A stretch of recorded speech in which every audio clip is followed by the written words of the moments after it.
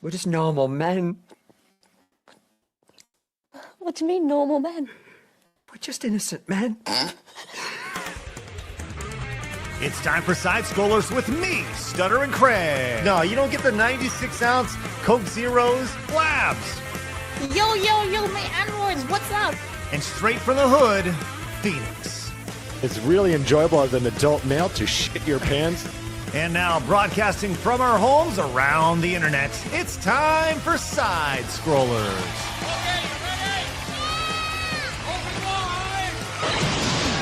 Oh, welcome out to Side Scrollers on YouTube.com and Rumble.com, and most importantly, SideScrollersPlus.com. What's going on, everybody? Happy day that ends with a Y. Good to see you. My name is Stuttering Craig. So I had a little burp right there. A little energy drink hit me right at the worst time. It's the way it goes sometimes. A little Alani, if you will. Hello, Blabs. Oh, what do we got here? What are we doing here, Blabs? Not even bringing me in. Oh, no, I did it on wrong. I just threw it on my head real fast. Okay, hang on. Happy flower power. The bucket is real. There she is, everybody. Is this Hello. a new one? No, actually, this was given to me by Aramis. Aramis, yes. What a star he is. Look Love at your that. petals missing. Oh my god, is there a petal missing? Oh, no. I have flower power. I have a dying flower on my head. Did you see how she kind of broke down in over the course of like 3 seconds there? She goes, oh my gosh. Oh. Flower. Well, it looks great to me, Blabs. Thanks. Yeah. What's and wrong thank with you, it? Aramis. Nothing. It's You because like Aramis orange. gifted it. If it was something else, you'd be like, you look like shit. You're right. Mm-hmm. You are right. Aramis, yes. Well, hey, big show today. Very glad to have on our guest today, broadcasting from somewhere. It looks like some sort of crazy tech environment, I guess. Everyone, please put your hands together for Lunduke. Lunduke, good to see you. That's a bad hat, Blabs. I don't know what's Thank going you. on there, but that's crazy. Do you want to wear a bucket hat with me? No one wants to wear a bucket hat, Blabs. I'm sorry, I Blabs. do. No. A bucket, it's like you're going on a safari, but you got lost, and instead you're just wandering around your front garden. You know what I Listen, mean? It's I'm like wearing it's like a almost a plant cool shirt. safari hat. I'm ready for You the are. adventure. Yeah, I'm ready to You go. are dressed like a 90-year-old lady going gardening, and that's awesome. Thank you. I even have the I'm flower proud of you. earrings. Like I went full out today. do. That's great. Oh, fantastic. Hi, universe. How you doing? There he is, everybody. We are on close guard today, as Lunduke is on the channel, which means that at any point we could get struck down. Congratulations to you, Why though, would you get Lunduke. struck down? Why would that happen, Craig? I don't know. Just sometimes potty words come out of your mouth, or at least Potty words. that are- Give me some examples of those potty words. I want to make sure I don't screw up. Think Shakespearean. Yeah. Got it. No Shakespearean insults today. Done. I think done. 2 times ago you were on the show. I believe you called somebody a cigarette. I believe, if you will, or you say I think you said the cigarette word or something. I don't think so. I think it was that something worse. Oh no. That's right. It was another word. It was another. Yeah, word. it was Yes. another word. Yes, Mhm. yes. Wait, And then he was actually scheduled to be on when you were on vacation, Craig. But then he had a last minute thing, like a family thing, so he didn't actually come on the show. And Oh, we stayed man. that one day. that could have been a good show too. I feel Without like Craig? without Craig around, we would have had some fun. We would And have gotten you- a lot of and those know, YouTube you strikes. messed it up. Oh. You messed it up. I Hey, screwed speaking up. of I'm sorry. speaking of me not being on the show, next week I'm going to be out. I'm going to be going to Timcast to be on Tim's show. And Blabs, I got an email right before the show saying that that nobody's actually streamed from their hotel before, and they don't know if there's good enough internet speed. So I'm going to make a call to the hotel so I can still God. do.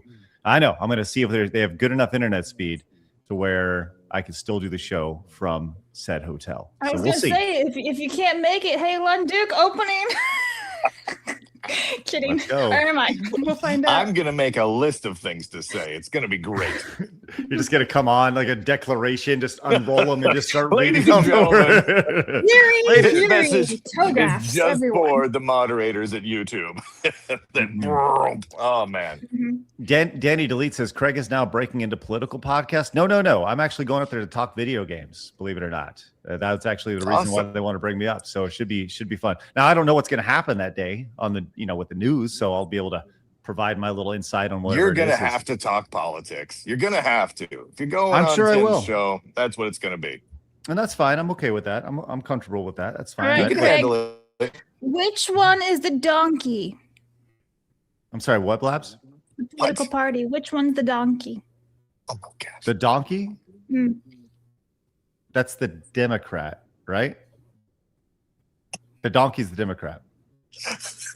We Right? gotta I like, like do how like long we gotta it took prep you to him. answer that. We gotta prep Right. him. And the Yeah, elephant, he's the doing some elephant. prep work. Is Yeah, it the elephant? The elephant's a Republican, is that right?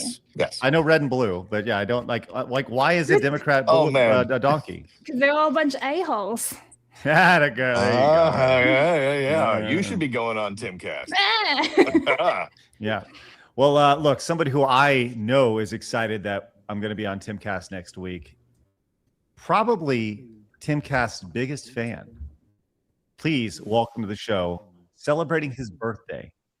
It's Phoenix. Hello, Phoenix. Yeah, I'm very excited for you. I'm really looking forward to that episode. Are you familiar with the format? How that show runs? Yeah. I mean, Yeah. I guess. I've seen it a couple times. Yeah. Cool. All right. Yeah. Because that's going to be interesting if you guys are going to be talking video games, because then it's definitely going to bleed into most likely some politics, though Tim lately has been not feeling great, like just mentally. He's just been kind of winded by it all, just winded by all the things that have been going on. So, he may just go, you know what, let's just talk video games. That might actually be right. Okay, well, we'll see. I'm going to go up prepared to talk about all the insanity that's been going on. I mean, he hits high level stuff when it comes to the gaming space, but I'll go up and I'll be talking about, I'm sure we'll talk about digital ownership while we're up there with the moves from Sony and how that, the government aspect Has to come up. For sure. So, and by the way, I want to talk about this for a second. I asked over on YouTube, I said, hey, what do you guys want to see on the channel? You want to see more clips of the show? Do you want to see this show be longer? Do you guys want to see some rants, original rants and stuff, or rants or essays? And over 50% of you said you want original rants or essays. So I put together actually an entire script. It's about 15 minutes long, talking about digital ownership, in quotations, versus physical ownership. I'm going to voice that today, and hopefully we'll have it ready to go for the weekend. I think it'll be, hopefully it's something you guys are into. And if it goes well, then we'll see where the direction of standalone videos go on the channel, because we do have a lot to say. And sometimes it's easier to write things down and script it as opposed to just free flowing it like we do here. So, so just heads up, got the good things coming up. Also, anyways, if you are new, make sure you hit the subscribe button. Join the 150,000 normal men who have found us over on YouTube, the over 50,000 who have found us over on Rumble. We are live over on Kick. Hello, Kick. Good to see you. We're also live over on Twitch. You can find the show over on sidescrollersplus.com with the most rowdy chat on the internet, as well as you can find the show in your pocket on a day-to-day basis via Spotify. If you guys find us over there, as that continues to grow, which has been great. We do have a brand new Side Scrollers Bits channel, which is designed for tiny little segments of the show. Things like Today in Gaming History, or maybe Plain Talk, which we'll have today. Segments that aren't quite long enough to go on the main channel, but you may want to check. So you can make sure you subscribe to the Side Scrollers Bits channel. There's a link to that in the description. Also, Blabs wanted to let you know that she is looking for younger Good people. time. No, okay. So listen, we are looking for. I changed it all up on you guys. Anyway, listen, we are looking for new audience members, which means new guests, which means new audience. So we're looking for people around in their 20s or 30s, give or take, mostly 20s, but on TikTok or Instagram, the YouTubes, wherever else. We're looking to branch out and speak to the younger people. Lunduke is very confused by that. He's like, why would you want to listen to the youngsters? But yeah, why are you reaching out to? We really want 20-year-olds. We want the 20-year-olds. The kids know. What is Because that? we're looking to expand the audience and get new people in without replacing anybody else. We want to shift culture, Lunduke, and you have to do that with the youngins. You gotta hit the young kids, right? So just a heads up, we're going to bring the young kids. We're going to radicalize them to be totally based. and then we're going to adopt them into our little cult here. Perfect. Yeah. So Do you want to be part of our cult, Lunduke? You can't say no. I have a flower hat. Oh, he's You're muted muted as well. That's okay. You muted Lunduke, but I think that's a yes. And he's gone. That's okay. That's all right. He will be Your back. show can get fucked, apparently. That's right. Wow. That's I right. guess fuck the flowers. He does not like the idea of bringing on young people to our show. He's like, keep it made me old. mad. It made me mad. No, but seriously, like, what's the why? So here's why. So like we handle a lot of pop cultural issues, right? Yeah. So one thing is that, one of the things that we complain about a lot, and I certainly do, is how one side gets stuck in a bubble and they never get outside that bubble, right? So by talking with a younger generation, you're making sure that what you're saying is not an echo chamber. You want to hear, what is the younger generation? How are they looking at what we're saying? Does it coincide with what they're saying? And kind of having a dialogue between the two. That I totally hear what you're saying, Mr. Bleeding Heart liberal crazy person. But here's correct. the thing. Here's the thing. Young people are retarded. Like, just as a general rule. I was mentally retarded until I was at least, say, 35. Why are you saying before was? Touche, bucket hat woman. I just don't care. Like we're dealing with all sorts of weird, stupid things in the open source and big tech world right now. And almost all of the stupid ideas tend to come from people who are like 27 years old and working in the HR department of Microsoft or something like why do I care what they think? They're just, they have no experience. So why do I care? I want to hear from the older people. As it is, how can you reach them if you don't know what they're thinking or saying? You smack them upside the back of the head. You're the old people, they're the young, dumb people, and they need to sit down and are you listen to young activating for violence whippersnappers. here, Lunduke? A little? I guess maybe a tiny bit. But just I want to be clear, only against younger people, right? That's the key here. You don't hit your elders. And that's the point I'm trying to make, ladies and gentlemen. Nailed it. No elder abuse. Thank you. I just got chills, honestly. Yeah, Yeah. I agree. You're welcome. I agree. Yeah, I like That's to. good. The more you know. Well, no, now on, we're not looking for anybody. That's it. The end. All right, that's it. He's That's it. convinced us. I have destroyed the business strategy of side scrollers. My work is done. I think that we should just find really old people, like really. Oh, old there's people. like the Maybe grandpa gamer and grandma gamer. Let's go the complete opposite way, and that way, I'm I think babies that's now. Hear Do from you their guys know- deathbed. What is your guys' primary demographic? Like, would you guys know like how old your audience is? Yeah. Our audience, we have it's like 95% male. I would actually say it's closer to 97% male, ages 25 to 50. Yeah. See, mine is like, it was like 30 to 60-year-olds mostly, and like 90% male. Yeah, like 10% ladies. The old ladies like watching the Lunduke Journal. I wonder why. you don't need to wonder why. We all know Lunduke. Well, I'll tell you what, speaking of watching things, Lunduke, we are in the middle of quite possibly one of the nastiest tournaments we've ever held on our channel. We are in the middle of it's the greatest greatest movie franchise ever tournament. And wait a minute, back up. Who won the video game franchise thing? What was the winner of that Zoo Tycoon 2. Oh, that's right. It actually was Zoo Tycoon, right? Are you kidding me? I think it was. I mean, the Zoo Tycoon games are fun. Like, No. Shh. They're fun. Is an understatement. They're educational. They're amazing. They're life-changing. top tier. Life-changing. Okay. World-changing. I don't know that I'd say the best game franchise ever, but I'll let you have it. So where are we at on the movie franchise thing? I'm very, very curious. Well, I'm glad that you asked that, because Phoenix is about to give us a rundown. I think we're down to our final. This is our final semifinal matchup. This will put us into the final four. Is that correct, Phoenix? That is correct. All right. Let's see what we got. Do you want to see the bracket, or do you want to go to the Showdown. Let's go right to the showdown, then we'll show them the bracket. All right, here we go. Oh, wonderful sound effects. Love that. There we go. As the final showdown of the semifinal round, it is a true matchup of wits. It is Aliens versus Back to the Future. Ooh, boy. Which franchise is greater? Lunduke, you look puzzled. Well, no, that's a mean question to ask someone. Uh-huh. Like, having to make that decision is really. Is this the first round in this series? All right, I'm glad that you where asked. are we at? Bring me up to date. Okay. Fast. Give me the rundown. Okay, you That's can see too everything small. right here. I need that bigger. Come on. All right. Okay. We'll start over here. Man. So we had Fast and Furious versus Harry Potter. Fast and Furious came out. That's funny. I MCU love versus that. DCU. MCU came out on top. Down here Fast we and had Furious beat the MCU.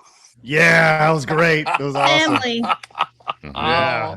Okay, continue. Then we had Lord of the Rings versus Indiana Jones. Lord of the Rings came out on top. Man. Rocky versus Jurassic Park. Rocky came out on top. So then those two went head to head.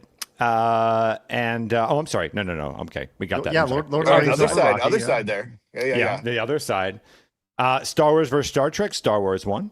Oh, Bond God. versus Mission Impossible. Bond won. Let's go to the bottom here. Oh, okay. All right. Aliens I get versus that. Terminator. That's how this all came to be. Aliens Oh, won. geez. Back to the Future versus the Pirates of the Caribbean. Back to the Future came on top there. And Okay, that's all right. all caught up. So this is coming to a head. This is beautiful.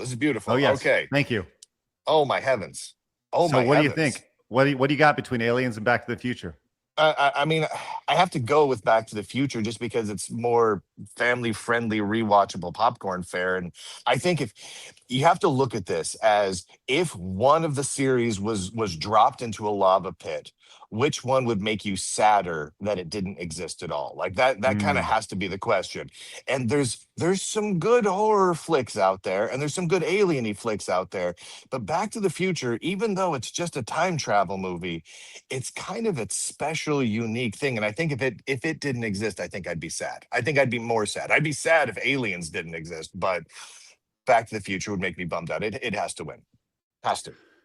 Well, I'm curious to hear what everybody else thinks. Phoenix, what do you got between Aliens and Back to the Future?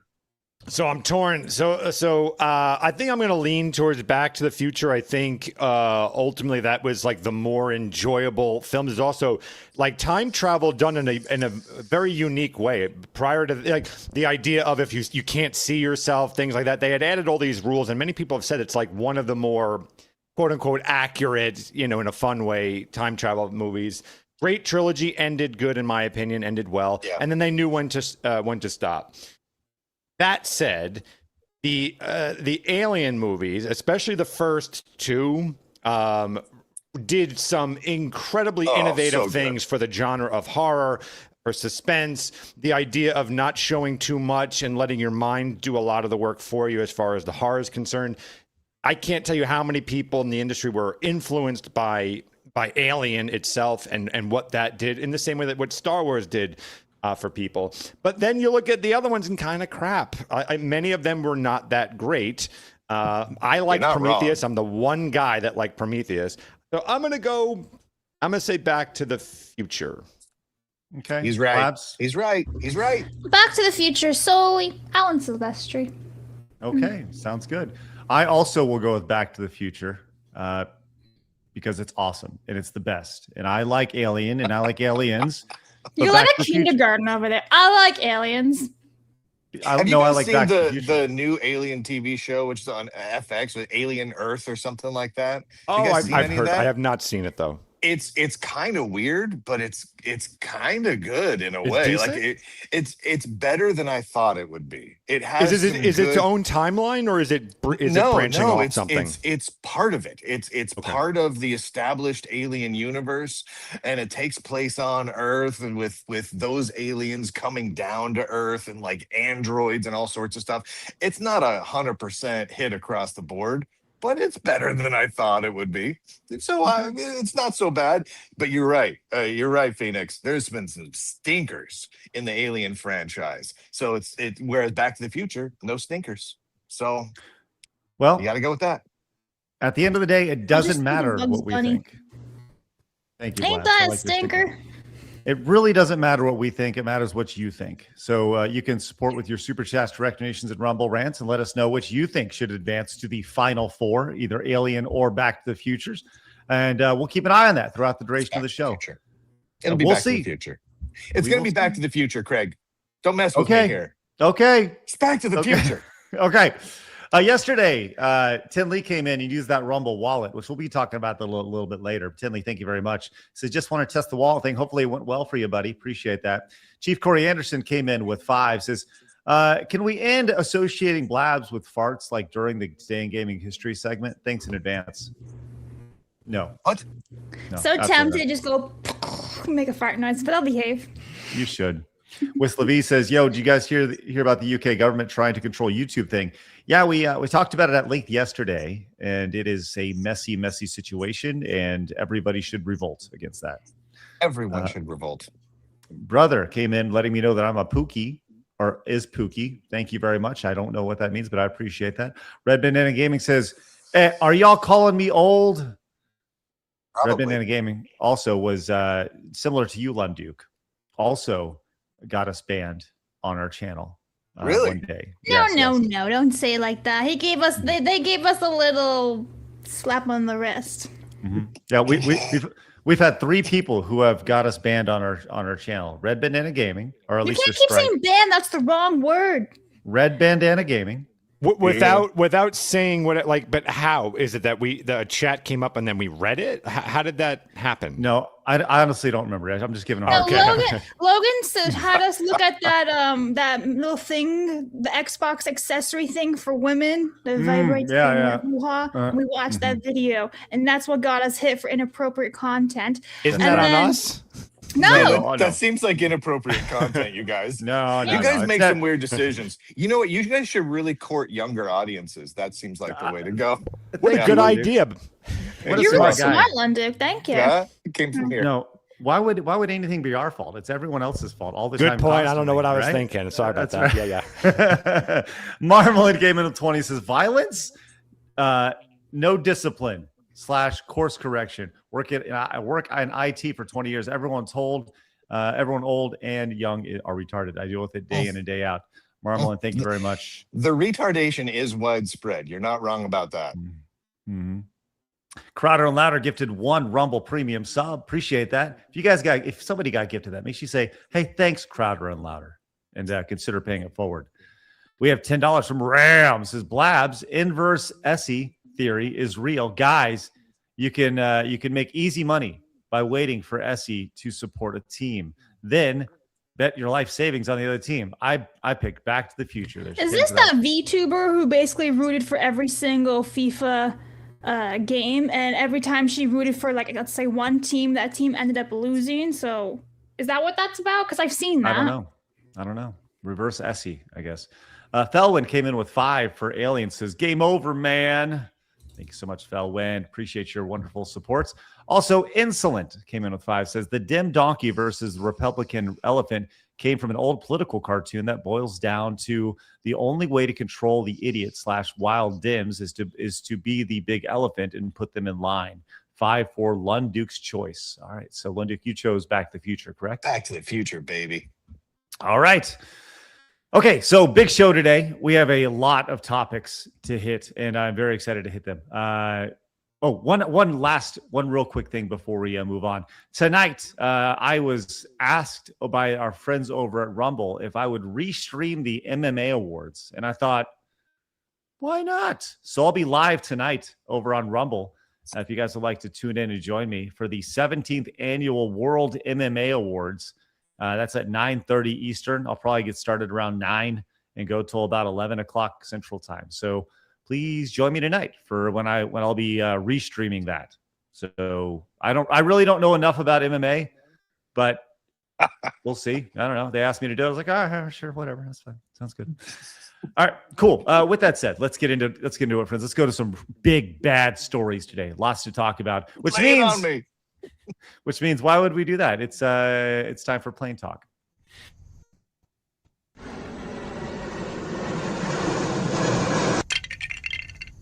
Plain Talk. Here we are. Yeah, I know, Lunduke. I liked Thank you. it. A It yoga had joie coach de vivre. Go ahead. on a plane. I'm curious if y'all feel this is acceptable, as a yoga coach has defended herself after posting a video of herself stretching during a flight on a packed plane.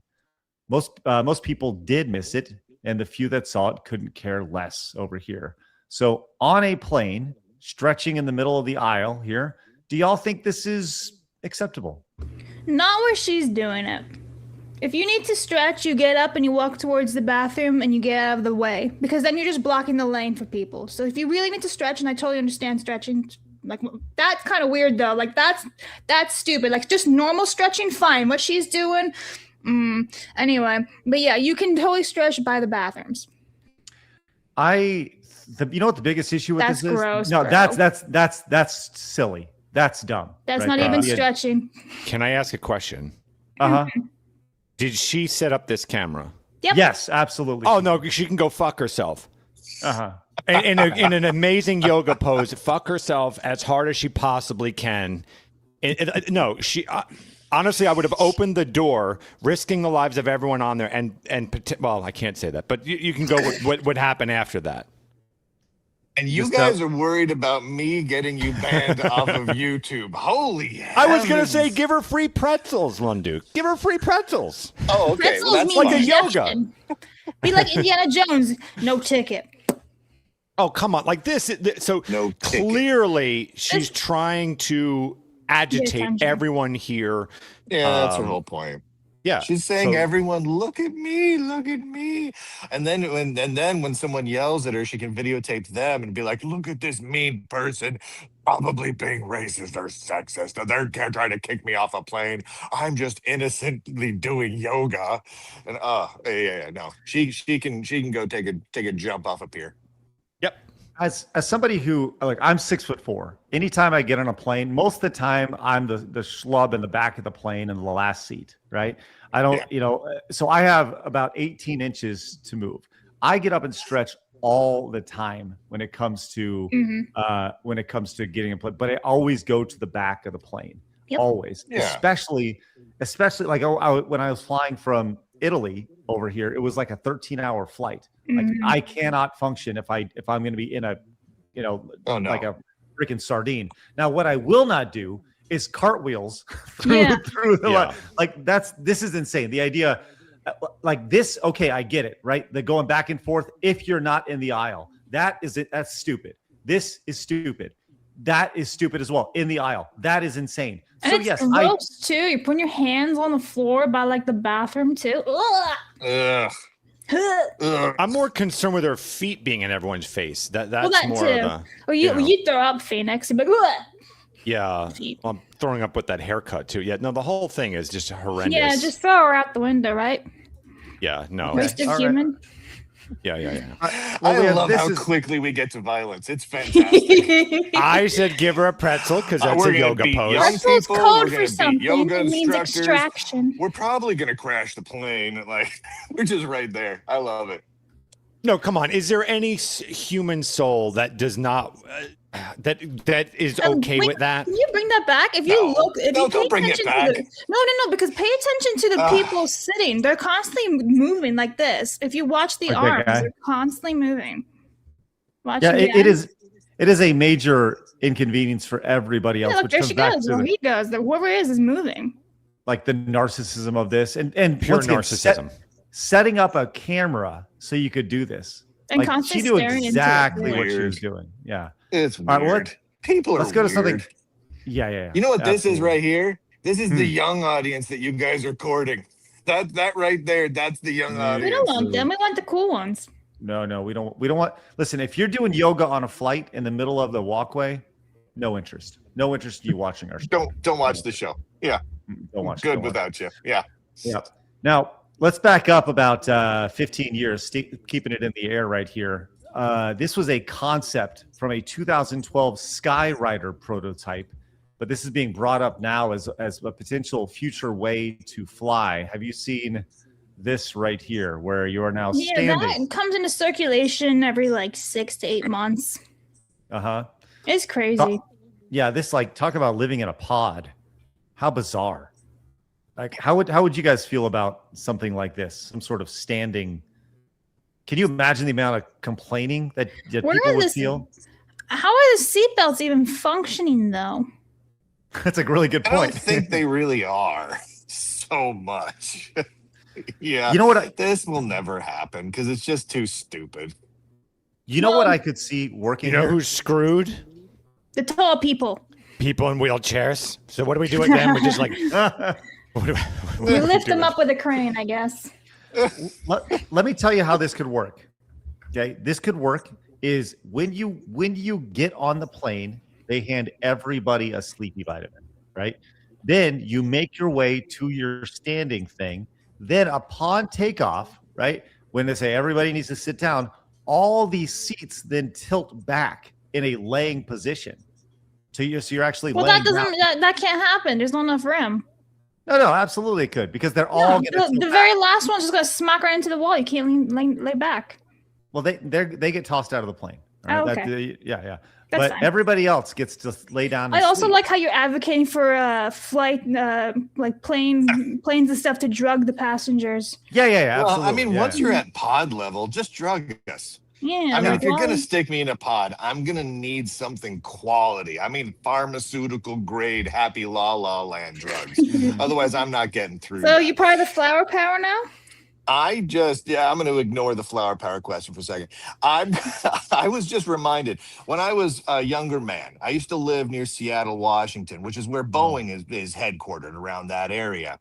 A friend of mine was the head of engineering for one of the seats things at Boeing. Like his team helped build the airplane seats. And I was talking to him about it one day. And apparently at Boeing, they had created a set of seats that were adjustable width-wise and lengthwise, were full-on recliners and took roughly the same space as the crappy seats we all had. But they couldn't put them on planes because of government regulations requiring specific things about the seats. So Boeing was sitting there, they're like, dude, we have made luxury recliners almost, not like crazy good, but better.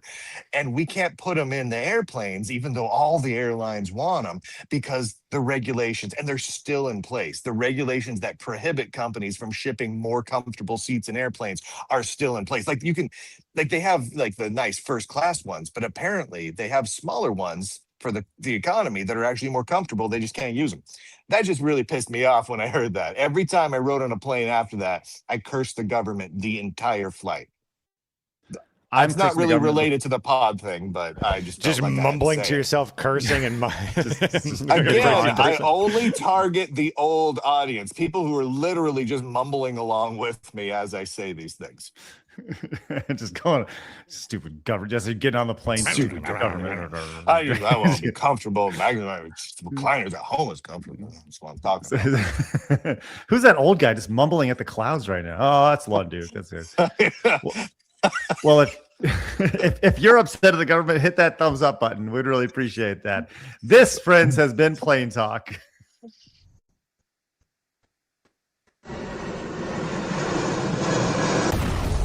Plain Talk.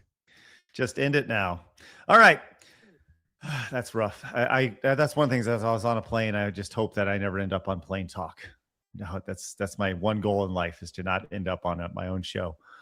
All right. Hey, a little bit of Plain Talk is always a good time. We have more stories to get to, so we're about to get to them. But first, B. Barrett came in and says, when this baby hits 88 miles an hour, you're going to see some serious shit right there. There's 5 for Back to the Future. Hyena Fur, good to see you with 1999, says she's being safe. She's being a safety hazard. However, it's only a violation of 14 CFR if she's doing this during the critical phase of flight, taxi, takeoff, departure, approaching landing, or anytime the fasten seatbelt sign is on. Hyena Fur, what if people complain? And what if someone's like, dude, like she's swinging her leg back and forth, she's doing cartwheels and stuff, like, what if somebody complains in the situation? Can she get booted or just told to stop? I don't know. Please fill me in. If she was white, yes. Okay. Brother came in with 2 Canadian monies, says, I nominate Remnant 777 for side scrollers. He's based and cool. All right, Blaps will take a screenshot right there. Did it already. On Average Joe came in with 10, says Alien and Aliens are genre-defining movies. Alien Isolation is a top 5 horror game, and the Alien Earth War comic is a great caption. Back to the Future is amazing, just not as amazing as Alien. Money to Alien. 10 for Alien right there. All right. Friends, we have a lot of really important things to discuss today. I'm glad you're with us. Let's do it. It's time for my favorite segment, your favorite segment, everybody in the world's favorite segment. It's time for Hard News.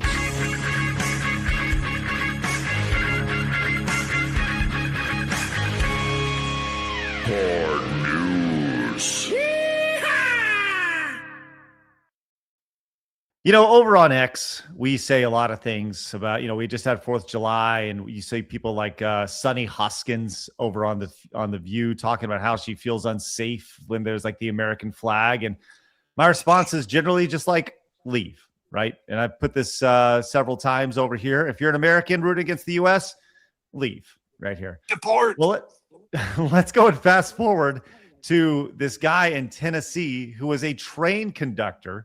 And you know what? He just more or less said what everybody was thinking here. This is exactly what happened.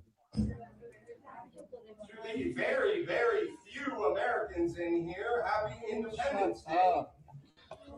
To the rest of you, welcome to the greatest country on the face of the planet. And if you disagree, you can leave.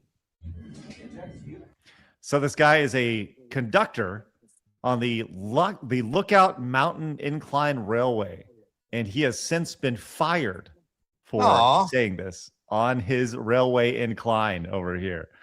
Hot take. I kind of agree. Okay. With the firing? Yeah. Okay.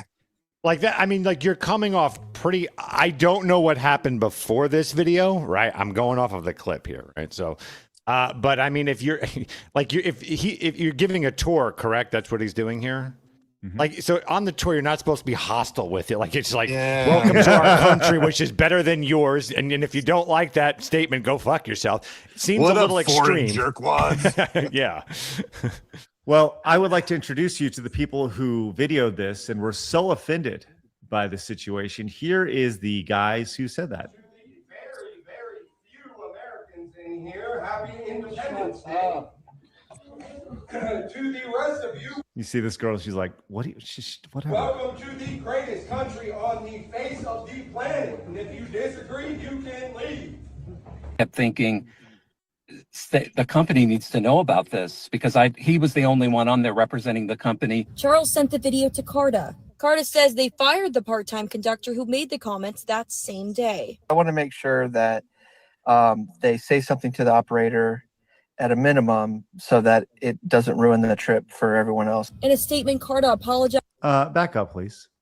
Anybody Can I just say really fast that I really hate that I've now lumped myself with these two people? Yep. Phoenix, are you for the shirt he's wearing right here? Oh, God. Oh, boy. I sure have dug myself into quite the ditch, Craig. Yep. Well, I can see how someone who's part of the Abolish ICE crowd would be opposed to what this guy is saying. So I get that. Yeah. Hey, they just want to make sure everybody had a really good, safe time. Doesn't ruin the trip for everyone else. In a statement, Carta apologized to all the passengers who experienced this. Watched the video and, quote, felt it sting. Going on to say we have zero tolerance. Felt it sting over there. Felt the sting of that statement. Oh, brutal. Gosh. Ugh. Sting. Going on to say we have zero tolerance for language that demeans or excludes anyone who rides with us. A person claiming to be the conductor in that video commented on Facebook saying there were maybe 5 Americans out of 40 people on that car. When we reached out to him, he said he didn't feel like his comments were xenophobic or racist. And if you don't believe making this country great, why are you here? I just want this incline to be an enjoyable experience, for everyone riding and for everyone, like my dad said, for everyone to feel welcome in our country. Am I the only one that thought they were a couple? No, I assumed that as well. Yeah, actually, before he said that, I thought, they were. Oh, because if I was the dad, I'd smack him in the head. Oh, good Lord. Man up, dude. Here's something that this kind of makes me think of. Like, in my various travels, I've taken plenty of tours. Like you go to, England, you got to ride around on the bus thing. You go to the UK, they have a similar thing there. They have like boat tours and whatnot. And one of my favorite of those was when we were in the Netherlands on one of those boat tours. The Dutch train operator microphone man was so over the top rude to all of the visiting Americans, like constantly making fun of the Americans. It was hilarious. I like every American was just busting up laughing at the constant digs. Like, oh, over here is this particularly famous house, followed by a dig to Americans. And we had a great time. It was awesome. I don't understand why this would be a problem. I agree with what Phoenix says and what the clearly strange abolish ICE gay couple says. I understand you want your incline rides to be as enjoyable as possible. All the gay abolish ICE people say that. But just the same, I don't get it. I don't get it. In fact, I think the only place where this conductor went wrong is he didn't go further into it and start making jokes about those people's home nationalities. That's where it could have really taken a turn to the epic, and he would be given his own radio show. Well, this guy, the guy who reported this, does have a TikTok, and he wants you to know that he is indeed a mountain man over here. This is him doing. Yeah, he probably mounts other men. Hey, easy, Blabs. This is entertainment here, guys. Just want to let you know this is high quality entertainment. Does he have autism? No, but he is a high quality video gamer here. This Nathan Schreier here, who several of his TikToks are video game related. But I'll tell you this, listen, Lunduke, I always tell you about how you have quite possibly the greatest website in history. Yeah. I want to let you know this guy may beat you. Let me see graphic. He's got you beat there, Lunduke. Oh, that is good. Oh. Yep. So he is there a we go. happy graphic designer. Yep. He's infatuated with April O'Neil down here, which is good. His TikTok is filled with all sorts of wonderful messages like frick ice over here and complaining about Disney parking. So that's the type of person he is. You got to see his timeline. You see how many people he's following? 4,000 people on TikTok. Oh my God. Wow. That's a lot of people to follow with only 396 followers back. Uh-oh. He doesn't even do follow for follow. Man, no. That's a losing strategy right there. So what do you think? Okay, I wanted to kind of touch on this really quick because I have a solution here for something like this, and this may sound drastic. I spoke about how there's a bakery that's got some national news that's within about 30 minutes of where I live, and that bakery has said that they think that MAGA Republicans are like horrible people. They're fascist. They make these cakes that have like Donald Trump's head getting blown off and stuff, right? And this is in a part of town that is fairly, I would say, fairly red. I would say fairly conservative, right? And it's a blue dot in the middle of a red area.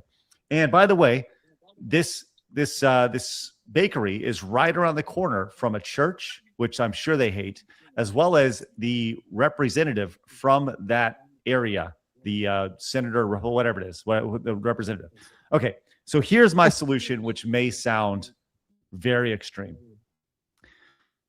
When you have a situation like that, this is in a like outdoor mall-ish area that you can go and walk around in. In a situation like this, where you see somebody and or a company like that you don't like, you don't just boycott them, you boycott everybody around it. And the reason why, yes, I am. And the reason why I say that, and by the way, you contact the building and you say, I just want you to know. And you also contact all the companies around it. And you say, listen, there's going to be a public protest of these areas.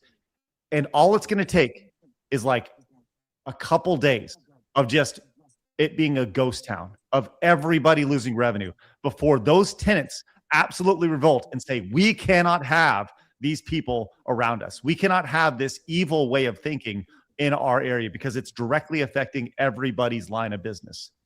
Is that too extreme? There's never too extreme, Craig. Yeah, I mean, what By the way, was that your conclusion solution?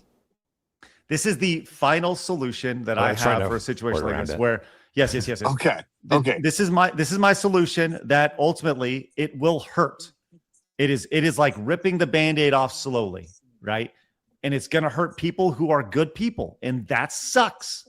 And if I was in the situation, I would hate it. But it's to get rid of the cancer. What if there's a cancer clinic next to this place? There's a little sick child carrying a little bag. Well, I guess I'm going to not see my 6th birthday. I will make exception to medical Tough clinics. shit, kid. Is my idea too extreme?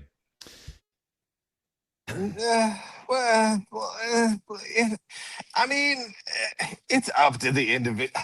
I get it. I mean, boycotting an individual or a business because they say or do something you don't like, that's easy. That's straightforward, right? There's no big harm that comes from that, from boycotting them because you didn't like what they were doing or saying anyway. But boycotting everyone who's near them does make it so it's hard for those around them to ignore the issue. It forces them to say, I want to be on the record as being for or against whatever that person or that business is doing. Strategically, that makes absolute sense. It's like when you're at war with a country, you isolate that country. You force the neighboring countries to take a side on the issue. You can't have it both ways. The chat is very divided. Well, Craig, I don't know if you've thought this far. I'm curious. So if a place like that exists in this town and it has not been boycotted by the citizens of said town, how are you getting the people of said town to not only boycott that place, but then to also boycott all the people that they may know, especially if it's a small town, the mom and pop pizzeria, et cetera. Like, what's your plan of action to get everyone to rally against that? If that cancer already lives in that town. Here's the biggest issue, though, is that the bakery itself is actually very successful because psychos go to it to support it, right? It's the psycho bakery that all the psychos go to support psycho products, right? So it itself is very successful, which is why you kind of have to nip it at the bud. Now, whether or not, the sane people in the area, people who know what a boy is and know what a girl is, go to it, is inconsequential because there are enough psychos that will travel to support said cause, right? Which is why you have to go nuclear around it and just have a total blast radius that is totally not fair to anybody else in that area. It is totally not fair. But you're right. Strategically, I mean, it's like in a war. You do have to strategically take a stand. There is another option here, though. Wait. Go ahead. Before you go, I want to play some chess real quick before you get to the new point. Sure. Yes. I'm going to be your enemy now. Okay. Right, so we're doing strategy. Which war? By the way, they're already doing this stuff. The stuff that I'm talking about, it's already being done to the other side, right? So I'm just throwing it out there. Yeah. So here's what I do. I get my bad shit. So if I love this crazy place, I then because the crazy people are way better at this shit than you guys are, right? So we go, all right, I'm going to get all my crazy folks. Not only am I going to help and aid that place, I'm going to tell them, all my folks, let's support those mom and pop stores and hold signs like, we support the small businesses. We won't let you so how do you beat me on that? So let me tell you how, because there's way more people who have common sense than there are not. And the money that comes out of those people who are insane will not be able to support all that. Because at the end of the day, what's going to happen is it's a trickle-down effect. It starts with the bakery. It goes to the people outside of it, all the people that are surrounding it. But ultimately, the biggest decision maker in all this is the landlord. Because they need to make sure that they are getting their money on a month-to-month basis. Do you have a job?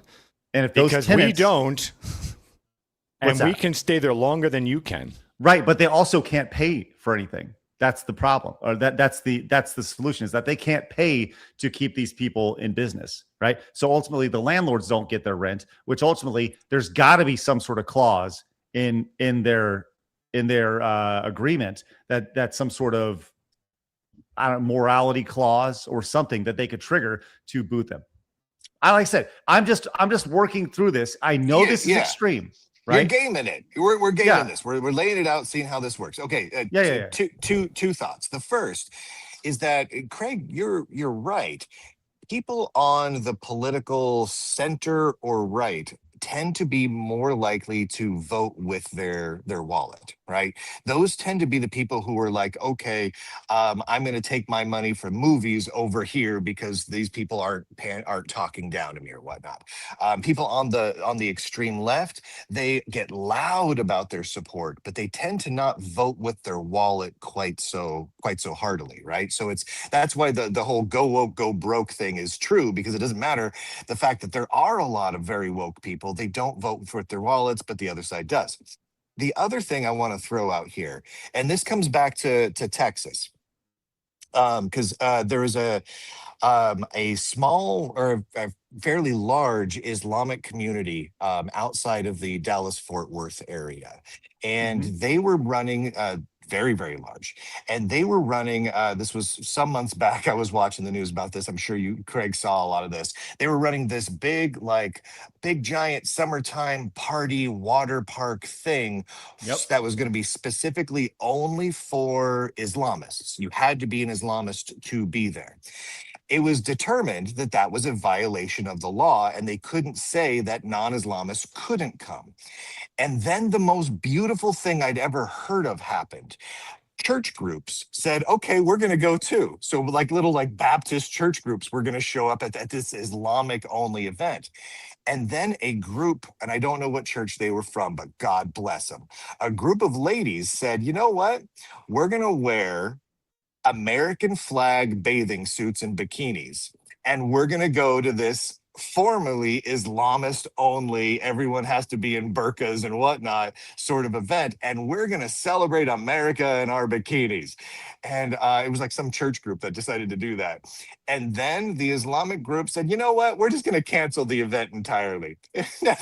Never mind, we're just not going to do that anymore.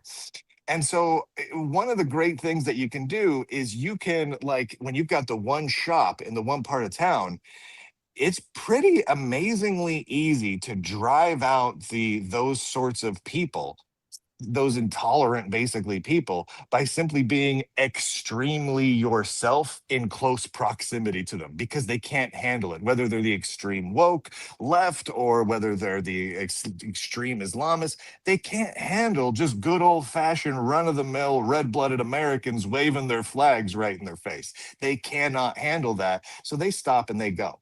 That to me is just the most wonderful solution, if it's possible.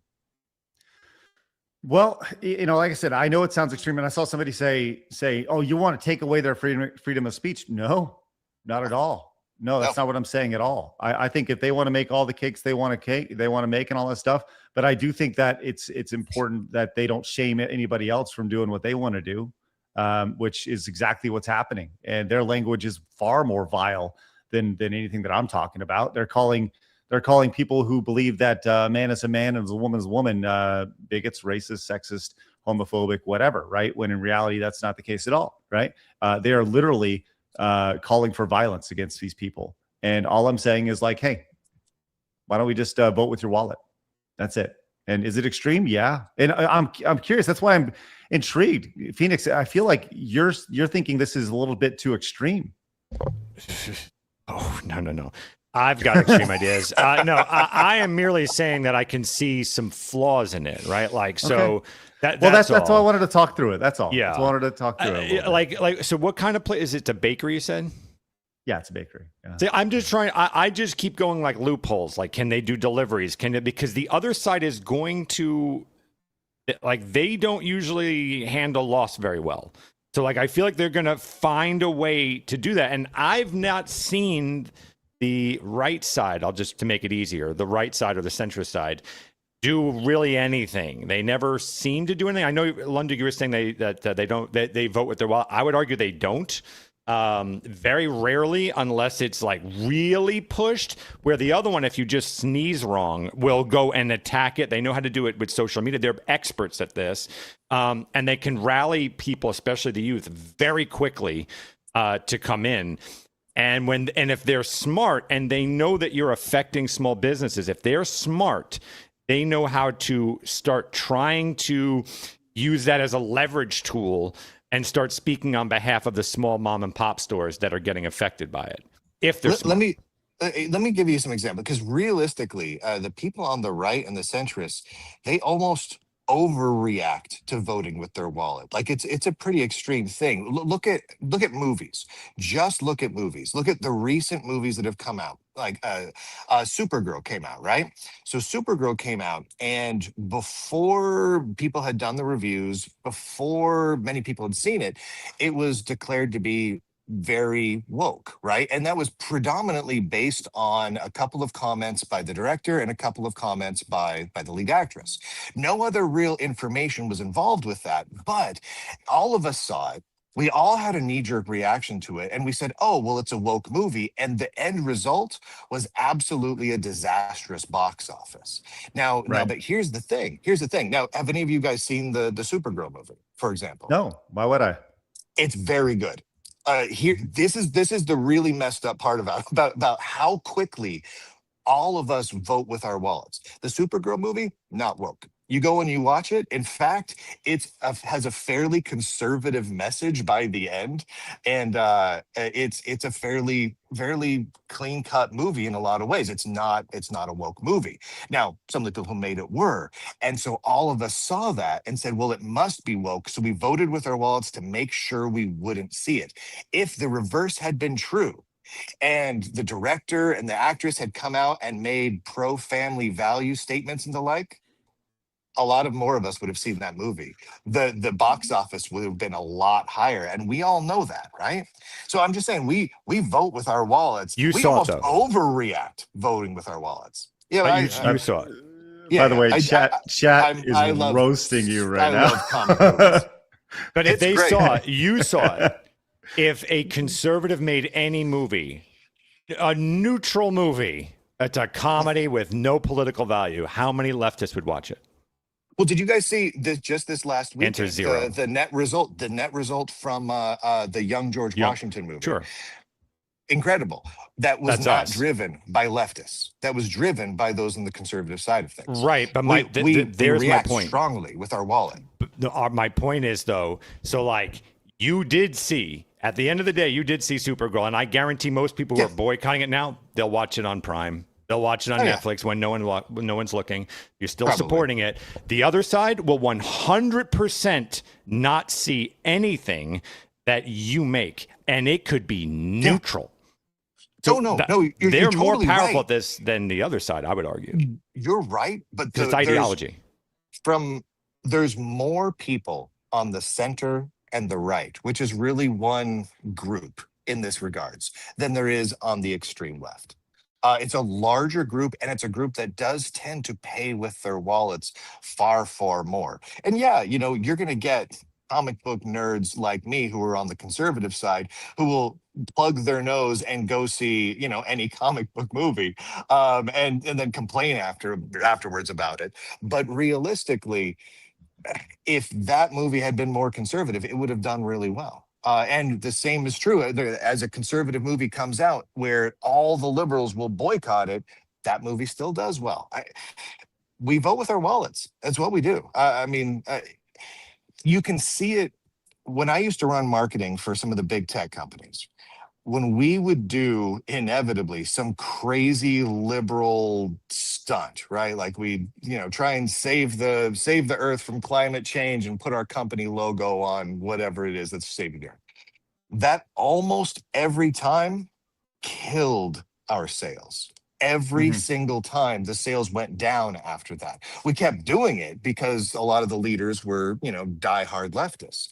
But it always hurt the sales because people on the center and the right, they react with their wallets very, very strongly. And big companies know this. They get overwhelmed by their love of all of the leftist stuff. And so they push it anyway. But they know this. I mean, even Disney knows this. They've had enough examples nowadays of going hard left with some crazy movie or another, and it just absolutely tanks a $300 million movie. It happens all the time with them. They know it, but they can't help themselves. Greg, I imagine you probably have to move on because I could go back and forth on this. No, I love it. I love the conversation. I like the idea that I'm the one who's gone too extreme. I'm the God King Emperor here in this situation. And just dropping Craig, all over the you place. innocent child. You don't know where to go. I know. Well, I'll tell you what, the chat, listen, this Hassan Phoenix strikes again over here today. I deserve that. You don't have a small head, though. All right, thank you. I appreciate that. Zion War came in and says, what you should do is sell Orange Man cookies in front of their business, like Girl Scout cookies. Ooh. That's kind of funny. You like that idea? Bloopity Snooples came in with $20. Oh, I'm sorry, what is this? Oh, I get a mint? Oh, thank you for... Oh, good. Such a great name, Bloopity Snooples. Bloopity Snooples says, yeah. Well, I'm not sure how effective it would be. I don't think that it's extreme at all. It's nothing compared to what could happen if the bakery had the opposite opinion. Lefties would probably dox them, right? Probably. Yeah. Jarl Doom says, I'm so tired of playing nice with these people. We have listened to their stupid takes while normal people get shunned for theirs. That's why I'm voting for the God King Emperor. 10 for aliens. Right there. Danny Delete says, I want whatever Lunduke has spoken because that movie was terrible. There were several shots where clearly they forgot there was supposed to be a scene prior to. The plot makes no effing sense. Take the damn bus to the Yellow Sun planet. Thank you. Danny It was Delete. decent. I'm telling you, it wasn't as bad as people think it was. Though what was really great was friggin' Masters of the Universe. You guys saw that, right? No, didn't see that either. But I heard it was good. Incredibly good. I almost wanted to have a knee jerk to that one and say, oh, they race swapped Man-at-Arms, right? Because Man-at-Arms is a redhead with a glorious redhead mustache, and they made him a black guy. But he did perfect. Like he was a great Man-at-Arms. Like, and so I'm like, all right, all is forgiven. The movie was awesome. Go see Master of the Universe. It was great. Marmalin for 20 says, good job, Phoenix, you Easter bunny bitch. Happy birthday. Your base grandma was completely correct about you after all. Much love, homie. That's wonderful. Entropy Nomad came in with 2 for Phoenix, says, enjoy that bag of AIDS, lady. My goodness. Guys, I can't read the audience. I don't know how they feel yet. Not happy with you. Right says, I have to agree with Phoenix. It's like with us wanting the left to put the fries in the bag instead of making political statement. Love the message, though. 10 for Back to the Future. Thank you so much. Right. Bentley Guy for 10 says, wife and I were in Mexico. We had an Italian tour guide that called me mozzarella because of my insane white legs. I thought it was hilarious. These guys can kick rocks. See, that's how you do it. Good tour guides insult the people that they're riding with. Always. Das Pooch says, Lunduke having a hard time accepting that the fact that senior citizens don't change culture. You got to focus on younger generations. Mao understood that. Whoa. I don't want to change culture. I want the culture just to be whatever I say it is. I'm just going to be here saying what culture is, and then it either is or it isn't, and that's where I'm hanging out. That made sense in my brain before I even said it. So you're welcome. I appreciate that. That's wonderful.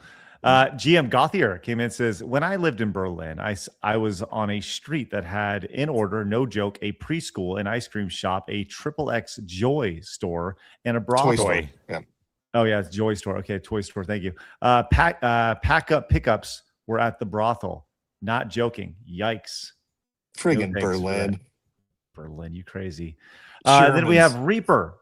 Reaper came in with $5.70. Says the EU is trying to pass for the third time chat control hidden from European citizens. The media isn't covering it. Oddly enough, my country's far left and right-wing parties voted against it, leaving the center left and center right voting for it.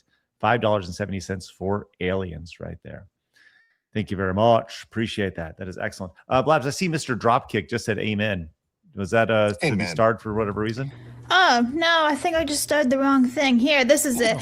The problem is when I'm starring stuff, it jumps, so I accidentally started the wrong thing. There you go. That's well, amen. An A woman. That's right. Thank you, Whistler V says, I'll bet Lunduke praises the Odyssey next. Oh.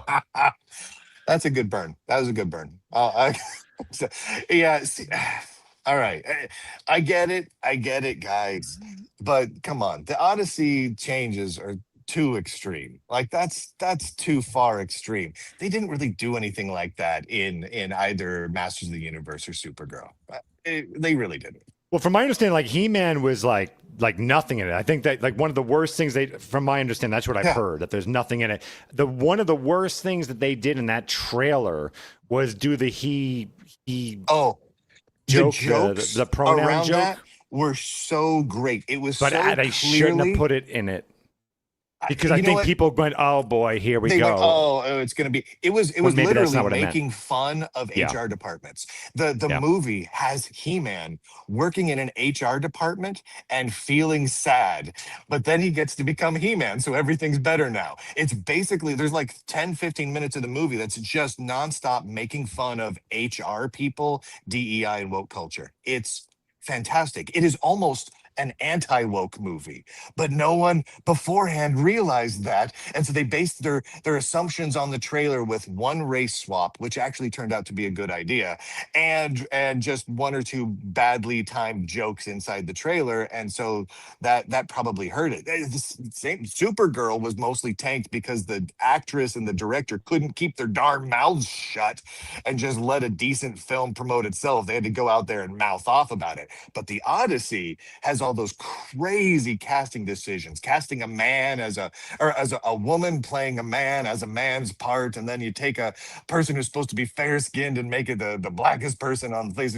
Like, okay, come on, you're just screwing up the story now. Like now it's changing the story. Anyway, I feel like those are different deals. And not a single Greek in the movie, which is outstanding. Yeah, anyways, not one. All right, guys, I have bad news for you. These people vote. Let's take a look. We're going to go to the slop that is the Whatever podcast, but this is the type of people who actually vote on things. Can I ask an unrelated question real fast? Yeah, yes. Really quick for the chat, for everyone. Does any man in existence find this makeup attractive? Because like everyone wears it and I don't understand it. Like every time it's pulled, a man, from what I've ever seen, says they like women without this much makeup. Am I crazy? No, I don't like makeup at all. Like my wife doesn't wear any because I don't like it. And so she doesn't wear makeup. I think it depends on how old you are. The younger you are, like it's, girls keep it on. But as you get older, you realize that, the natural beauty is way better, right? Like I look at this girl, I think it's just an age thing, right? But what isn't an age thing is how stupid these women are. What country did the United States gain its independence from? Europe. True. I can't. Who was the first president of the USA? Say Barack Obama. He had a top hat. Yeah. What's his name? Abraham Lincoln. Okay. What do you think? Yeah, Lincoln. I think it's Lincoln too. They're going that. So my favorite thing, when you see these people out on there's these videos of like guys asking these women or whoever out on the street like really basic questions, and they'll answer something like, they'll say, who is the first president of the United States? And they go, Abraham Lincoln, Barack Obama. And the guy goes, yeah, you're correct. And he doesn't even try to correct him at all. They're just like, yeah, absolutely. Why? Those are like my favorite videos for sure. You're right. Let's see how smart these people are. Top hat. Lincoln, what country is the Great Wall of China in? Tokyo. What language do the people in Idaho speak? Someone blurt it out. Idahoan. How many years are in a decade, John? 12. How many are in a century? 500. What is the closest star to Earth? Okay, relax, Fido. What the fuck? The North Star. The sun. Oh, the sun. Jen- No. The Lone Star. What country is the Panama Canal in? Yeah, Portugal. Yeah, that was in Portugal. How you feel about that there, Blabs? I hate this. They make women look stupid. I don't like it at all. Question: does the show make women look stupid, or are the women making themselves look stupid? All of it. And the answer is Okay. yes. Okay, all right. Just curious. Yes, yes. Yeah. Yes. And that's all I got. I just think Yes. like, hey man, these people vote, and that's insane to me. So, all right, sorry, that's all I got on that. I just wanted to show you that and make everybody feel bad. You can find that over on Side Scrollers Bits. You guys go find it over there. That's the shortest segment in the world. Art School Dropout Game out of 10 says so. Lunduke. Oh, here we go. Here we go. So Lunduke, sounds like you're saying Supergirl was a victim of culture war collateral damage. We've gotten so hypervigilant in the hunt for woke and shit that we may ignore a neutral or a good thing. That's exactly what happened with this one. Well, Supergirl, I would say it's not so much just a victim of being collateral damage. It's a little bit of it, but it's also, I think, a good case study for the movie studios to make the main people involved with their movie shut up about stuff when they're out there promoting the movie, because that's what tanked it. Was it Millie Alcock, the actress who plays Supergirl, and the director of Supergirl, and the head of DC Studios just mouthing off saying stupid stuff. Well, that tanked it. That made everyone assumed that the movie was woke and ridiculous and all these other things, which it turns out it wasn't. It was honestly, it was mostly a movie about how being good and upstanding and not drinking yourself into a stupor is probably a good thing, and you should probably help people. And also human trafficking isn't great. Like, okay, I mean, I have a hard time not getting behind those issues. So if they would have stuck to that, I think the movie would have done fantastic. You also pissed off fans and everything too, because you had already the red flags start going up when you have a female lead in anything now. Good or bad, always. The red flag goes up. But then, okay, so we're about to see this red flag female protagonist. What's the first shot of the trailer? The dog pissing on Superman. He-Man. Yeah, on Superman. Yeah. That's a very, very bold strategy they went with there. And you know what, though? The movie, in the end, was more like, man, you know, she should be more like her cousin, who is nicer and doesn't use bad language and is nice to ladies and treats people appropriately and conforms to gender norms. And that's what the end of the movie was. But that's not what people thought it was going to be. So it did poorly. We have 10 from Professor Plaguebat says, all these companies have all the metrics telling them what they're doing is failing, but they are so committed to their ideology that they'll push back, believing it will eventually change society. Lunduke, that's exactly what you were saying a few minutes 100%, ago. 100% right. That's a smart person right there on the internet. We have smart people who watch our show on the internet. Professor Plaguebat is one of them. We Yeti speak says, Idahonian, apparently. That's right. Let's show them kindness. And by that, I mean, take out an ad with their social media all over it. $10 for Back to the Future. Thank you so much, Yeti. Anthony came in with 10, says Supergirl could be the next Citizen Kane. Yeah, I would never watch it. I'm tired of giving these people that want to destroy my whole way of life money. $10 for aliens. And that's okay. I think that's perfectly reasonable. We talk about this a lot. People who make video games that are crazy, crazy woke. Like, do we want to support those game studios, right? And we talk about those sorts of things. I think it's a fair discussion to have. And I think everyone's got their own line in the sand that they have to draw. Suffer So Proud says, I'm so black-pilled about all this. The country's in trouble. There's been a communist insurgency that's been growing for decades. I believe convincing or debating these Fs is over. We play by the rules while they kill us or destroy our things. We need to Abraham Lincoln this thing, to suspend habeas corpus, start the war, and let the strongest win. Make your Suffer So Proud. You're going to be hearing a lot of that Civil War talk on Timcast there, Greg. Get ready. Yeah, see you next week. It'll be great. He also says, we need to destroy the insurgents. I'm ready and waiting. I hate war, but not when we're just sitting here trying to negotiate as they kill. Thank you, Suffer So Proud. And Jarl Doom says, in a world full of these dumb Barbies, I'll take a Blabs any day. I'm blabbergasted, you might say. 5 more for aliens. Jarl Doom, thank you for that awkward comment. Appreciate that. Hey, Phoenix, let's get an update. Speaking of awkward, you guys hang tight. I got something really awkward for you. Ooh. Phoenix, let's check out an update on where we're at with Back to the Future versus Aliens.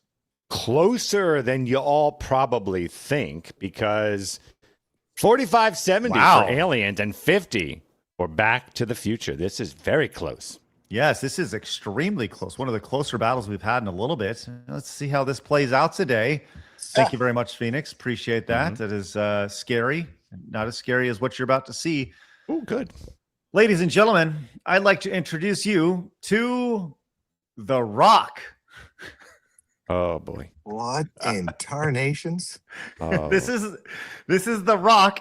I honestly thought this was fake at the premiere of the Moana live action remake here. He's getting interviewed by Variety, and he's in the full, I guess this is Samoan garb, Samoan outfit, complete with headdress, flowers. We see this more and more as The Rock has gotten older. He's continuously just kind of gone a little crazy with this.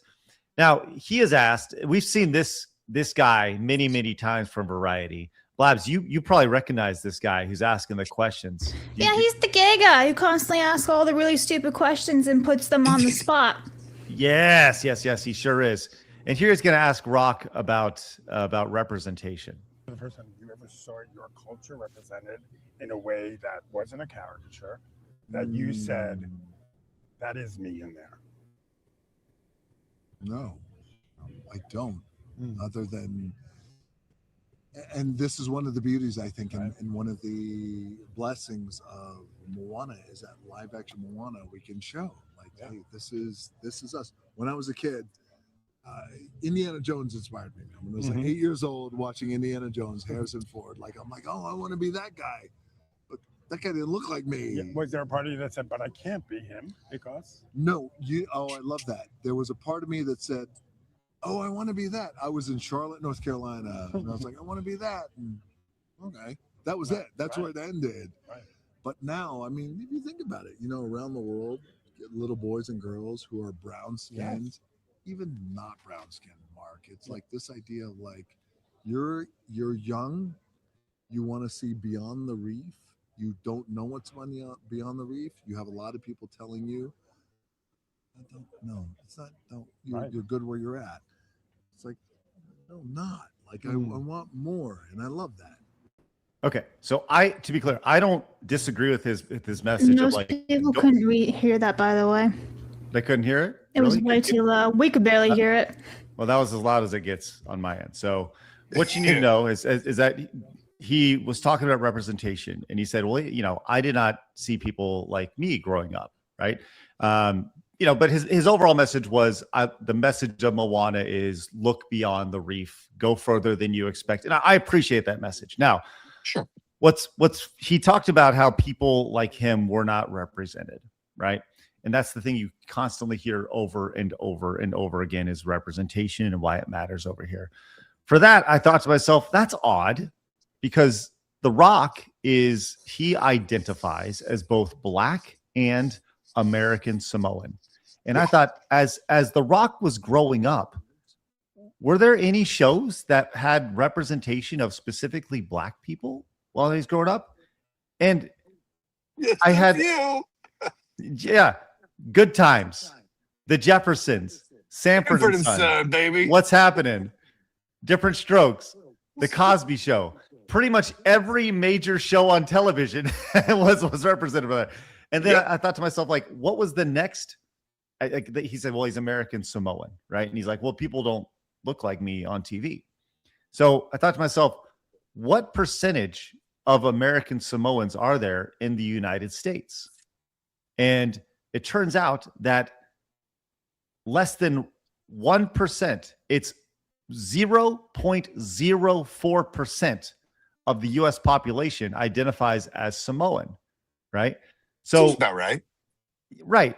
So with all due respect, if there's one person for every 10,000 actors, yes, if there's one person for every 10,000 actors on TV, that is accurate representation. right? I would argue that Moana, while it's a great film, right? I like the first Moana. It was fun to watch with my kids and stuff. That is over representation, I would say, because if you're actually sticking to the actual real representation figures, if we need to be accurate or whatever, which I don't know. I'm just, I was shocked by the outfit, and then the data kind of backed it up a little bit further. So, yeah. Can I just say that he over-answered? Right. He over-answered that. I would have shut that question up very, very quickly because he said, I don't remember the exact quote, but he said something, the interviewer said something like, because we said, I wanted to be like Indiana Jones. And the guy goes, yeah, but then did you feel that you couldn't be him? And then my immediate answer that everyone would love is, are you interviewing me? Right. So clearly I did. And now there's people, all Americans and everyone all over the world, black, white, purple, that look up to me. So what the fuck is your point? Right? Like, he made it. He made it. Right. It's simple. I'm one of the richest people in Hollywood and ultimately the world. Yes, now. Congratulations. The success worked in our country. I was able to succeed, and now I am essentially bigger than Harrison Ford. You're not saying these things, but he is an icon. So clearly, it worked. It's just like that's what annoys me is that these interviewers, they frame their questions to sound like things are so dire and like, see, we're all victims, and it's like, dude, you're interviewing, like you're interviewing me. The guy that's not Indiana Jones, that's not white, right? I don't know. It's just ridiculous to me. I remember when I was a kid and I was watching the Jeffersons and I was sitting there, Indian style in front of the TV, watching George and Wheezy and watching the Jeffersons. And I remember thinking, man, they don't look like me. There is no way I'm going to be able to become a slumlord. But you know what? I think that nowadays things are equal enough that I could become a slumlord if I wanted to. Well, people have pointed out in the comments, and while wearing dark makeup. Yeah. People have pointed out that while I was growing up, I was a big fan of the Ninja Turtles, and Raphael looked nothing like me here. So, there's that. Also, he was a member of the Nation of Domination, which was ultimately a black supremacist group in WWF back in the late 90s, which was great. This person pointed out that he was unaware that only white men could be an archaeologist or have PhDs. And this person says, my favorite movie when I was 8 was Steel, starring Shaq. I watched it many times, so many times the VHS tape broke. Never did I think this movie would be better if he was white. If you can't entertain, you're not entertaining. You're an activist abusing entertainment right here. So there you go. By the way, quick side note. The Rock's estimated net worth right now. Any guesses on this right now? 100 million. 100 million? Blabs, any guesses? I feel like he's actually probably a billion at this point. Yeah. In Phoenix? 450. 450. The Rock's estimated net worth is $800 million. Holy moly. Yep. Just for good old giggles, how much do you think Harrison Ford's net worth is? 350. You are 500. $350 million. Between 300 and 350. So The Rock's net worth is literally double Harrison Ford's net worth right there. So yes, Phoenix, I think it's safe to say he made it, friends. He did okay. He did okay for himself. He did pretty good. Pretty good, yes. Yeah. All right, Blabs, I need to get the next story queued up. If you wouldn't mind, read a couple super chats. Okie dokies. Well, anyway, Tinley's in the chat, and he wants to know if we read his Rumble wallet, but we did. It was here, so we did read it. So thank you very much. And also, he came in with another one that says, yesterday I sent you. Did you see it? We're confirming. Hello. Thank you very much. Thank you. Look, why aren't these clearing out? There we go. Ours Bentley, member for 53 months. If watching side scrollers makes you smart, then consider me, Miles Davis. #5 for Back to the Future. Thank you very much. Crumbs for 10 says I have to go back with Back to the Future. That's 10 right there. Hero for 10 says, ironic what Lunduke said. Even if someone with our politics made a politically neutral game, movie, show, whatever, they would never consider consuming it. So why should we consume theirs? That's fair. You got to draw the line somewhere. Draw the line wherever you're comfortable drawing the line. And Zim for Flash is Back to the Future. If you guys could convert one IRL car into a time machine with a similar style to Doc Brown's DeLorean, what would it be? Oh my god, can you imagine like a smart car or Fiat? Beep, beep, beep, beep. Wait, but how could you convert the car, but then it also has to look like a DeLorean? The answer is DeLorean. No. He's saying similar, like if you could make a car into a time machine, similar to how the DeLorean was the time machine. Okay, Dodge Charger. It's the car from Jaws that the sheriff drives around. It's a 76 Chevy. Is it a Chevy Bronco? No, or is it a Suburban? I can't remember. But that one. I want the Jaws car with the paint job. Chat's saying Cybertruck and everything. That'd be so funny. I seriously would love to just see a little smart car just like turn into a time machine. And it's like some guy's driving. Funny. Yeah. I love the idea. Thank you, Blast. Appreciate that. I love the idea of like a school bus, something that's really, really slow, like a clunker. The magic school bus. It's like when we get up to 38 miles an hour, we're gonna. All right. Before we move on, guys, guess what? Great news. I am just going to stare at you for about 60 seconds because on your screen right now, there's a QR code. And look at that. My camera's moving with me. Isn't this awesome? Check this out. It's going to follow me around. And still, as I move, there's still a QR code on your screen saying, hey, scan me. I'm going to take you to download Rumble Wallet. And here's the beauty of Rumble Wallet. They're saying, hey, we want to give you $10 to try this out. Tin Lee tried it out. Several of you guys who tried it out. $10 for you to help shift culture, for you to help shift the way money moves, how you can protect your money, and ultimately invest in other creators. When you download Rumble Wallet using the QR code on your screen, you use the promo code Scrollers10, like side scrollers, and then the numbers 10, Scrollers10. You're going to get $10 directly into your wallet. It is yours to use however you want. You can use it to support side scrollers, but I say nay, do not use it to support us. Go find somebody on Rumble and support them. Make their day. Use that $10 to support them because we are about shifting culture. And that is what Rumble Wallet is allowing us to do. Taking control of your money. So when you say naughty things on the internet, the bank's not going to take your money away. Or you're using PayPal and they're going to say, no, you can't have your money anymore because you said something that we don't like. Rumble Wallet will not do that because they cannot touch your money at all. It is your money and they cannot take it. So once again, download Rumble Wallet. Use the QR code on your screen. Scan it up real good.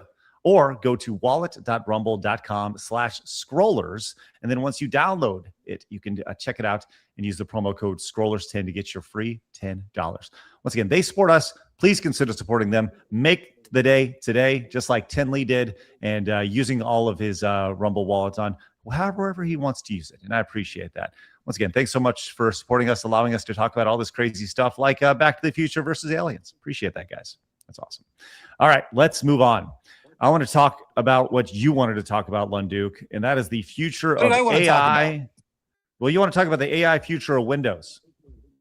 Oh, that story. Yeah, that old chestnut. Did you guys see this video? So this came out a couple of days ago. Scroll down. That's just me talking a lot. I'm long-winded. So this is about a 3-minute video. This was produced inside Microsoft at the end of 2024, so about a year and a half ago. And this was Project Ion. And Project Ion is one of a couple of different internal Microsoft projects of the future of computing desktops. And Project Ion, it's kind of unknown at this point how much of that they're going to keep going forward. But it's interesting because it shows you what Microsoft thought would be a good idea for them from a business standpoint and what they thought they could get away with. If you play a little bit and just kind of fast forward, throw it up a little bit. Look. It's really dull. Ion is an example of a web-based agent OS that natively builds Copilot into the core of the shell. Built from a modified version of Microsoft Edge, it's able to run as a desktop replacement to your Windows 11 device and can run natively on Win 3. Heart of Ion. This seems so corporate. It's crazy, and probably it's so corporate. Yeah, probably voiced by AI. I'm going to speed this up to 1.5 because it just makes it that. It's going to make us all go to sleep. Yeah. Okay. Ion is the AI-driven Copilot start menu, powered by Sydney, Avalon, a custom version of Codex, and native integration of your M365 graph. Copilot Start is a singular experience that pulls together the latest from your M365 feed, your favorite tools including native support for websites, Meta OS and PWAs, contextual suggestions, and previous conversations, all at the press of one button. Copilot Start includes a multimodal Omnibox, which lets you browse the web, run a tool, and more. It includes autocomplete and autosuggest to help you complete requests faster. And using a local orchestrator will route questions to the consumer or enterprise versions of Copilot, depending on your This is context. so much better faster. Notice how actions you take from the Copilot Start Thank you. menu instantly morph to become its own window on the desktop and on the taskbar. Even chats become their own window, including an AI-generated icon, allowing you to multitask with Copilot easily. The Omnibox also supports Context IQ, so whenever you type a / you can tap into the power of your M365 data. By elevating all these items, including each website you visit, directly to the taskbar, Ion breaks down the traditional app-centric grouping approach all operating systems have today. You and the system can now organize your work into spaces that represent your goals, and not grouped arbitrarily by apps. Spaces are powered by Silverstone, and items within them are contextually grounded, helping make AI more tuned to giving better responses. Contextually And since grounded. every What does that mean? What does contextually grounded No one mean? knows what that means. They just made that up. It's cohesive synergy that they got going on right there. So here's the short version. Take Windows 11, remove the ability to run Windows software completely. No Windows software, no OBS, no games, no nothing. Then replace everything, your start menu, your task manager, everything with a web page. It's one giant web thing, and it's only AI. And if you ever want to use real apps, you have to stream them running on a remote server from your Microsoft 365 subscription. Basically, this is a way to get people to pay for several different types of subscriptions in one little operating system bundle that doesn't run real software anymore. And so Microsoft's question is, can they get away with this? Right? If they put this out there into the world, will people object to it? And I think that's why we're seeing this now. We're seeing this Project Solana and a few other little videos leak out of Microsoft. Leak out of Microsoft because they're testing the waters. They're seeing how much people will object and start flipping over tables when they're presented with this future for desktop operating systems where it's just AI and multiple AI things clomb together into single windows to take the place of what would be a traditional application. And luckily, people seem to hate it. So that's nice. Hopefully Microsoft is seeing that and seeing how much people hate it because they need to know. Well, a lot of the things that were discussed in there, I feel like they've been implemented already, at least whether it's through Google or whatever, right? So this has moved pretty quick, and you wonder how long these things have been in development. Remember, was it about a year and a half ago, Microsoft came out with their thing where they're like, hey, in the future, we're going to make it so the AI system is constantly aware of everything on your screen, scraping all of that data. And they're kind of rolling a lot of that into a lot of their Copilot PCs. So it's contextually aware, which is just basically code for creepy. And so, yeah, they're and they put AI functionality into Notepad and MS Paint and everything at this point.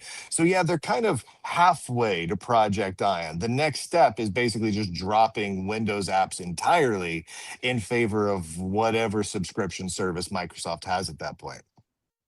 So that's the future, Ion, according to them. Yeah, Project Ion just sounds like a really weird name for a project. You know what I mean? Like it sounds like they're going for the future look, but at the same time, it's like, ugh, sounds kind of like they're someone's gonna die from corporate espionage or something. You're probably gonna die. Yeah, no, that's how that's all gonna happen. It is kind of interesting. Microsoft is in a weird place because you guys have been, I'm assuming, following all the news about the Xbox layoffs and everything else happening, and they're really at a throw the spaghetti at the fridge and see what sticks sort of a moment right now, because they don't want to lose all of their various cash cows entirely, but that is kind of what's been happening. So they're trying to pivot as quickly as they can. Yes. All right. Well, we are all dead soon, anyways. So thank you, Phoenix. Phoenix is like, let's just burn it all down. Oh, right? Sweet freedom, sweet freedom. Yes, sweet freedom. Every time you post something, Phoenix, I just want to post the GIF of Thelma and Louise holding their hands as they're going off the edge right there. All right, let's go and move on. Lunduke, you were talking about how the video game industry is in a bad place, and we saw PlayStation announce they're not going to have physical discs anymore. Xbox is rumored to be following that, and there's been a lot of talk about how to fix the industry. And wouldn't you know it, Asmongold has a solution, and it is making all the right people upset, which, once again, not the hottest take in the world, but this is going a little, this is popping off. Let's see what he had to say about how to fix video games. And remove the parasite woke devs and DEI programs. Start making better games with no activism in them, and you will make the sort of deal for Xbox. So this is my advice. If you're ever thinking about making a female character in a video game, ask yourself, would girls that have OnlyFans cosplay this character? If the answer to that question is no, delete the character. That's it. That's the beginning and end of it. Phoenix is like, well, that's just don't very make accurate. It woke. Just don't make it woke. Just don't try to make some crazy political statement about it, and it's fine. I don't need it to be cosplay only fans type stuff. Just don't make it woke. Don't make it more complicated than it needs to be. Holy heavens. Well, I actually think that he's pretty on point here, because when the fandom comes on, Phoenix, go ahead. I mean, I can't say it better than he did. It is as simple as that. Because that's the thing, that women typically, they want to be pretty. They don't want their avatar to be ugly. Everyone strives to be better. That's the whole thing about beauty and all these things, and strength for men, where it's something to look up to strive to be. I wouldn't say they necessarily have to be slutty. I think that's where we are now, because we're trying to extremely go on back to one other side. But it's you can't fail with a beautiful character, a beautiful female character that women want to be, and that gives them eyes on them as well. Men enjoy playing it because they like looking at pretty things. So it's a win-win for everybody.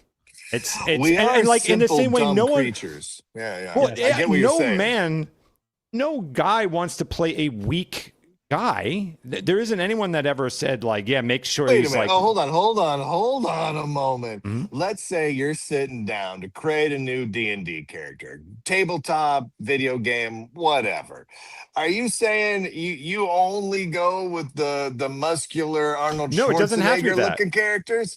Men want power, so they wouldn't just go with this very generic, thin waif-like person with no strength whatsoever. You're looking for some kind of strength, some kind of power fantasy. What's funny is I regularly make glass cannons as my characters. Like I'll make a character where one hit and I'm dead, but I'm like the oldest looking guy, but I'm like pretty good at some sort of magic. That's the way I tend to go. But I see what you're saying. It's a power thing, so I'm going the other way on the power line, and I don't mind that I'm old and It's frail. very rare that a guy will say, I want to play a game where I'm average.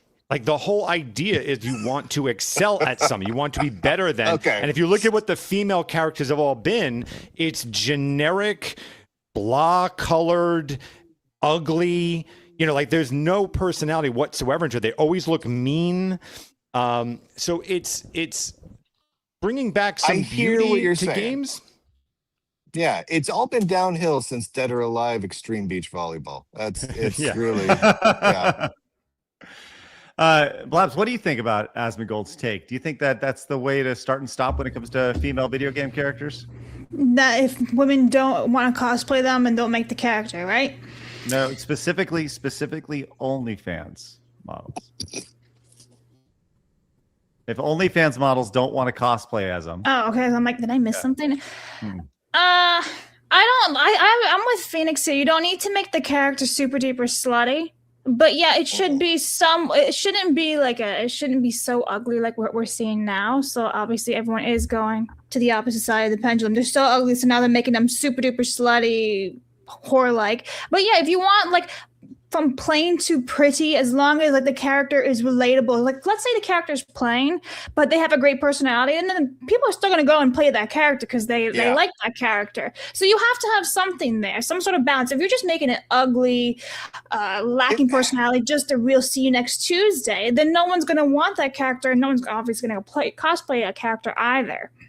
So that's that. You need to have some sort of level here. Babs is absolutely correct. It's not about making it beautiful or not beautiful. It's about making a good character that is compelling and interesting. And I think it's the case that it's all of the random blue-haired with the shaved on the side and the weird the rings and the non-binaries and the like. It's not that they're not attractive. They're not, but it's that they're not a compelling or interesting character. Y'all wrong. Like, no.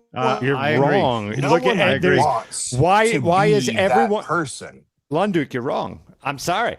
Yeah. We have so many years. Phoenix. It's so simple. Whether I like it or not, you have so much history to go off of. No one, and I'm going to include women here, no one has ever said, boy, I want to see chipped tooth, yellow tooth people on the big screen. I want to see fat, balding character there. I want to see one-titted cancer patient up there on the screen. No one has ever said that. You go and you look at in awe over beauty. Beauty has moved. Look at back in the way back, the statues that we made. We didn't make overweight thing. We looked to the gods. You looked to beauty because there's nothing wrong with beauty. You're mixing in, and I understand why. Sex, it doesn't have to be that. Unfortunately, that's where we're going because we've been denied this so long. But there it's has to beauty. be something that I think that's simplifying it too much. I really do, because I think it has to be. Yes, I'm the only absolutely. guy that watches movies with ugly people. 99.9. I would never. Lunduke. I don't watch Supergirl. I'm too pretentious Movies for with that shit. ugly people. Name one. Name one. Right. No, this is what I'm saying. That their teeth weren't totally whitened. Understand. Of course, we strive for beauty. We love looking at beauty. We love observing and appreciating beauty. But the key with making a great character, whether it's in a book or a movie or a video game, is that it's an interesting and compelling character. And a lot of what makes them interesting sometimes is that they're easy on the eyes. I mean, let's be honest. That is an easy way to go. Name a romantic comedy with an ugly man that took off. When Harry Not Met gonna Sally. find it, right? But it's a great comedy. No one goes, "Ooh, love, I want Billy Crystal." No, but it worked, and because it was a compelling and interesting character, and the story written around it was good. Now, if it doesn't have to be a sex icon, it doesn't have to be super attractive, and it doesn't have to be someone. I said that. Though now that I think about it, Craig mentioned cosplaying on OnlyFans, and I'm wondering, Billy Crystal in his prime. Yes, that's where I was going. Maybe that would redeem OnlyFans for me. Maybe now I would say, okay, OnlyFans should exist if there's people cosplaying as Billy Crystal. I have now forgotten what I was talking about. Can we just talk about Billy Crystal for the rest of the show? That's what I'm hoping for. Well, let me just say this. While I will look up a Billy Crystal cosplay here in a second, I have Googled women cosplay, and we don't see many like you may see overweight women, but you don't see the original attractive the characters that were not overweight. Is that what I'm saying? Right? You see a lot of Wonder Woman here, characters like that, anime characters, right? These are all, and by the way, guess what? All these are pretty beautiful women cosplaying here, right? Let's just keep it real. I'm curious to see if there's any more to this logic from Asmongold. Let's see. That's all there is to it. And I think that overall, the most successful games have attractive female protagonists. They do. And at least female protagonists that people want to be, right? And she's either hot or she's not. Yeah, you don't want to have, every time you have the female protagonist is Deborah Wilson or some other bald woman or something like that, there's like 3 women in the world that look good bald, and all the rest of them look fucking disgusting and nobody likes it. Nobody wants to look at it. And remove... I do think that there's something true to this. And I look, the reality is and we've talked about this a million times, whether it's video games, whether it's movies, whether it's TV, films, books, whatever, men as consumers are very simple creatures, right? Hey, guess what? Boobs, right? Yeah, pretty awesome. Hot women, great. You know, there's a reason why they say sex sells, because guess what? Men buy it. And it works. When it comes to attractive female video game characters, you're right, Lunduke. Making sure that these characters have great stories, that's important. But I've said this a million times. You have to get people in the door, right? And the fastest way to get people in the door to find out if they have as much depth as you want them to have, is for them ultimately to be smoking hot. Craig, my professor actually had that conversation with me back when I was in film school. I went out of my way to make people look really average looking, because I've always hated that everyone look, because for me, it always took me out of the story that everyone looks like something that I've never seen before, right? Mm-hmm. And he sat me down and he said, it made sense to me. He just said, look, do you have a point to make, or do you have a big message you're trying to communicate with the audience? I went, yes. He's like, so you want to communicate that message? I went, yes. He's like, you'll never get it with what you're doing right now. So you've got to like the audiences want to see pretty. Give them pretty, and then they're along for the ride. Then you can give them the story. You're right there. Then you can feed them the message, and you'll never get there when you turn them off at the poster, right? You don't put your ugliest item, even if it's great, on your showroom, you know, right in front of your storefront. You don't do that. You want people to come in, and then you can do whatever. So if you immediately do something that's ugly or whatever, you're already eliminating a percentage of your audience that you may have potentially had. Is that fair? Is it good? Is it bad? It's just reality. It's just fucking reality, you know? And that's up to you how you want to process that and how you want to make your product. I agree. I need to ponder on this one. I'm not 100% sold on what you boys are saying, but you do make a compelling argument. Try to look at the average audience. That is, I was reasonable. I was with you. I hear what you're saying. I was trying to make that product, and I got a reality check. I get it. I'm on board with that. I just need to ponder on this some more. I think doing what Asmongold is saying here absolutely fixes it 95% of the time. I think that would 95% of the time fix it. I think that's a little oversimplified. All right, let's just think about this for a minute. The top most beloved popular video game characters that are women. Okay, let's just go down and let's just say very basic, hot or not. Okay. Right. Okay. Oh, geez, Lara Croft. Yeah. Right. Lara Croft. Chun-Li. Yeah. So I'm going to give you a list. You guys say hot or not. All right. Oh, you want me to say hot or not? This is a hot or not. Yeah, Okay, I'm ready. I'm ready. As a group. All right. Lara Croft. Obviously. Right. Right. Samus Aran from Metroid. She contorts herself into a ball. That's weird and creepy. I'm going to say not. That's gonna be off-putting to me. Now, let me just say this. Do you remember why you had to speed run the game and get the best ending? And what was the best ending? Samus Aran in a bikini. Just saying. And Craig, there's data. I mean, there's so much data on this. The reason why women are in Hollywood, the reason why around 35 they no longer are actresses is not because Hollywood hates them. It's because audiences do. I hate to tell everyone this, but women don't want to see 40, 50-year-old women. There's nothing for them to aspire to. Men don't want to see that. The data has been very clear. Beauty sells. I'm sorry, everyone. No, I don't like true. that, but it's true. Tifa Lockhart from Final Fantasy, Princess Zelda, Chun-Li, Jill Valentine, Aerith, Final Fantasy, Bayonetta, right? Go down the list. Every single one of these are traditionally attractive or hot. And guess what? All their games are massively successful, right? The only one that I could say would be in the maybe top 10 or top 20, maybe Elle from The Last of Us, perhaps. You know, not traditionally beautiful. But that was more a Joel thing. That was more the first one, and then the second one pissed everybody off when it moved to Yeah. Ellie. Yeah. Well, listen, if we're wrong, let us know in the comments. And if there's any characters that you're like, hey, I would buy that game even though she's looks like a mutt, then you let us know, okay? Because I think Asmongold actually nails this on this one. And he's 100% right. But that's just my thoughts on it. It doesn't matter what we think, it matters what you guys think. Hyenifer came in with $4.99, says, don't get me started on Harrison Ford. 2 plane crashes, landed on a taxiway and runway incursion. Yeah, we should License has feature never been him in our suspended. plane talk.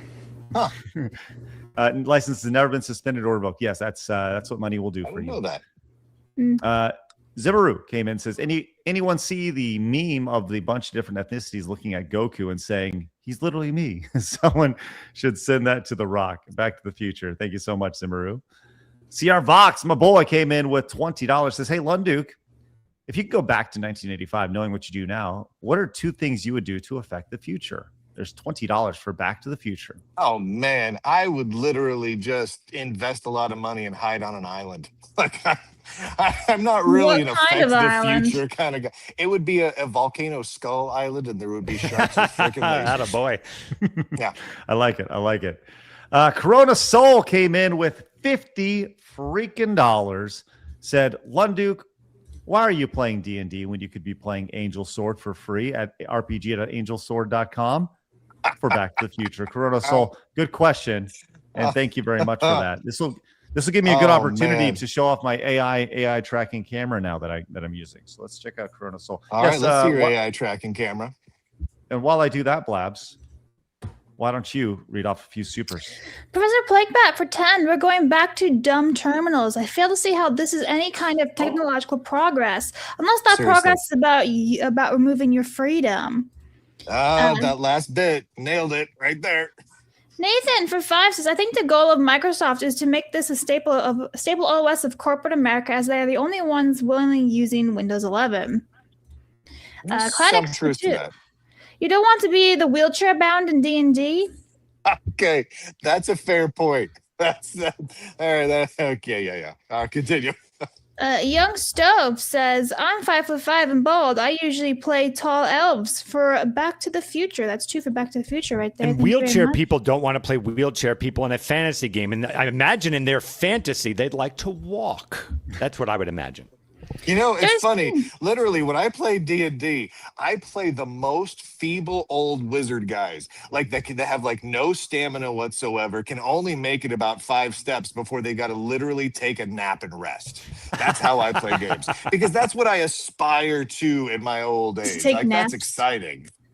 All the time. There's King for 20 says, there was a study that in the quadrant of attractive, unattractive, and male women that everyone played best with attractive characters, but women felt they did worse with attractive women even though they did best with them.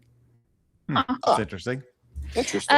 Equestrian says, beauty is not the standard. Mario is not a beautiful character. It's about fun. The activists make shut your characters who are mouth. preachy or narcissistic are never fun. Nope, no, I do not accept that. That's a male character. Like, so it's different things. It's for men. It's not going to be beauty. It's a totally different dynamic. The world is not exactly the same for men and for women. That is. What the do you reality. mean? I That's thought true. boys can play in girls' sports and stuff. Have I been misled? I'm sorry. I don't remember one of the men saying you could talk. That's true.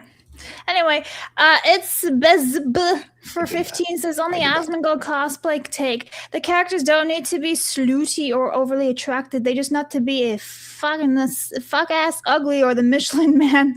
Look at ones like Velma, Hatsune Miku, and Aloy. Thank you very much.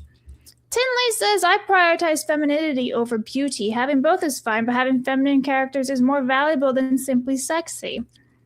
Let's see how you do with that. What's that new Santa Monica game where she looks like a mom? Let's see. Let's see if that holds true. my friend. God of War, Laufey, or Yeah, Laufey. Yeah, we'll see if you pick it Dishwasher. up. Soccer Mom. Radio Drago for 5 says, I wonder what people will say when they realize that they were fired by a minority woman of color that is also a girl boss. LOL. Geg for 5 says, I too, Phoenix, had that talk in art school as well. Money, beauty, power. You will find these 3 themes used when signing any project. Back to the Future for 5 right there. And we're caught up. Thank you, brother. Beautiful. You're mute. No, you weren't supposed to say that, Phoenix. sorry. You were supposed to let him just go on, and we would just stare at him and see how long we could go for. Listen, you won't be listening to music. You'll be listening to who you were, Blabs. That's all I have to say to you. That's right. I got chills. At a girl. Hey, where's Tim Geddes when you need him? That's right there. hey, there he is, right there. While we're at you, that's good. While we're at it, Phoenix, please give us an update on our Aliens Back to the Future. All right, the tables have turned. Here we go. 45-70 for Aliens and 152 for Back to the Future. Yeah. That's how you do. That's how you do. Look at that. Lunduke feeling good about this. That's good. Oh, yeah. Excellent. Yeah. That's just the right way to go. The universe is healing, etc. Good. Well, we can always throw it up and make the universe screw up a little bit more because it's time for Today in Video Game History. And Blabs, where's your orange cap? Oh. It was hot. I'm sorry, what? It was hot. It's a hot hat. It's kind of thick. Hold on. You said I asked. Hold on. It was hot. That's what I said it was hot. I said it was hot. No, you did not. It sounded like it was hot. No, I said it was hot. Chat, what did she say? Did she say I think hat your mic hot? went out. No, it did not. It was hot. What did she say, chat? Please It let me know. sounded like she said hot with a Brooklyn accent. I heard it was hot.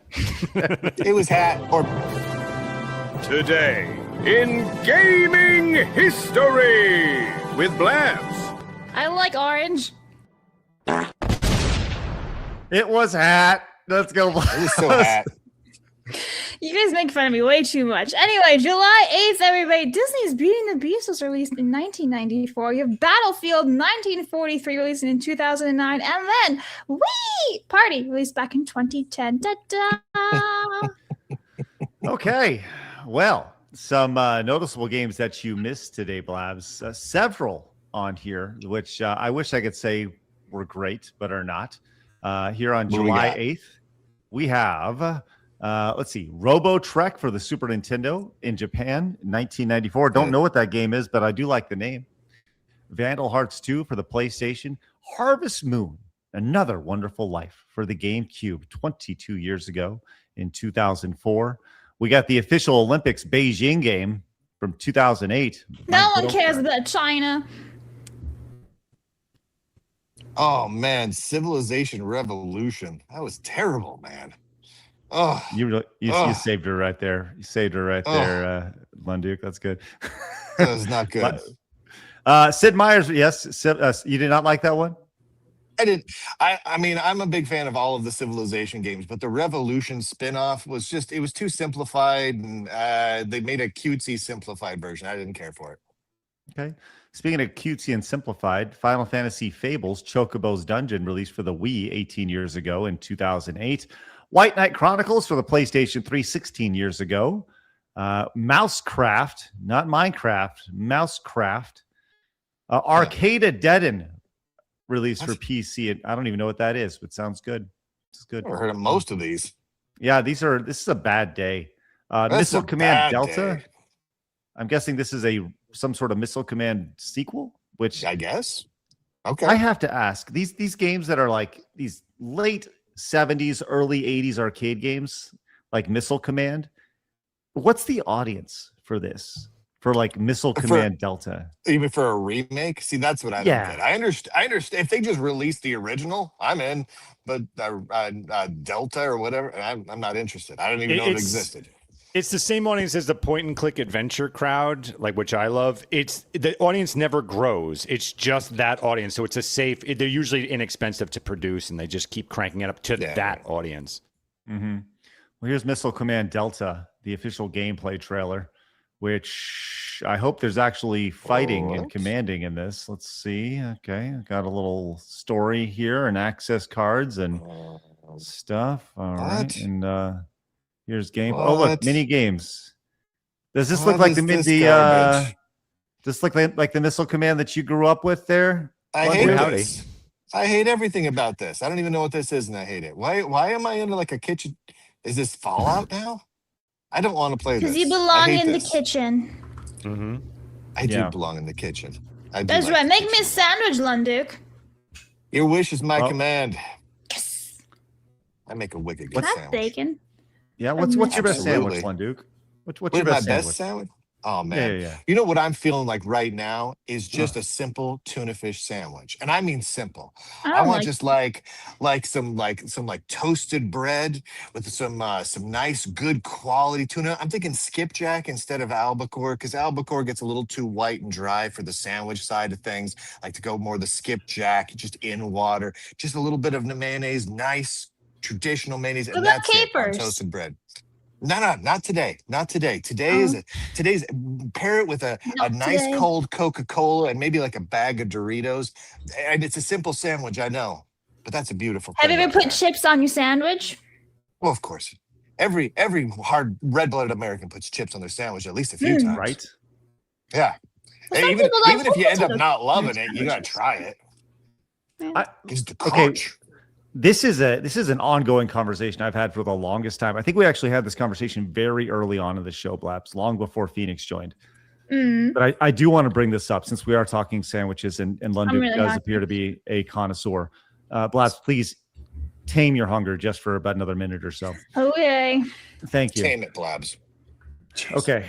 I grew up with the peanut butter and jelly sandwich. Okay. Hell I yeah. don't care what kind of peanut butter you like, crunchy or soft. I don't care what jelly you like. Okay.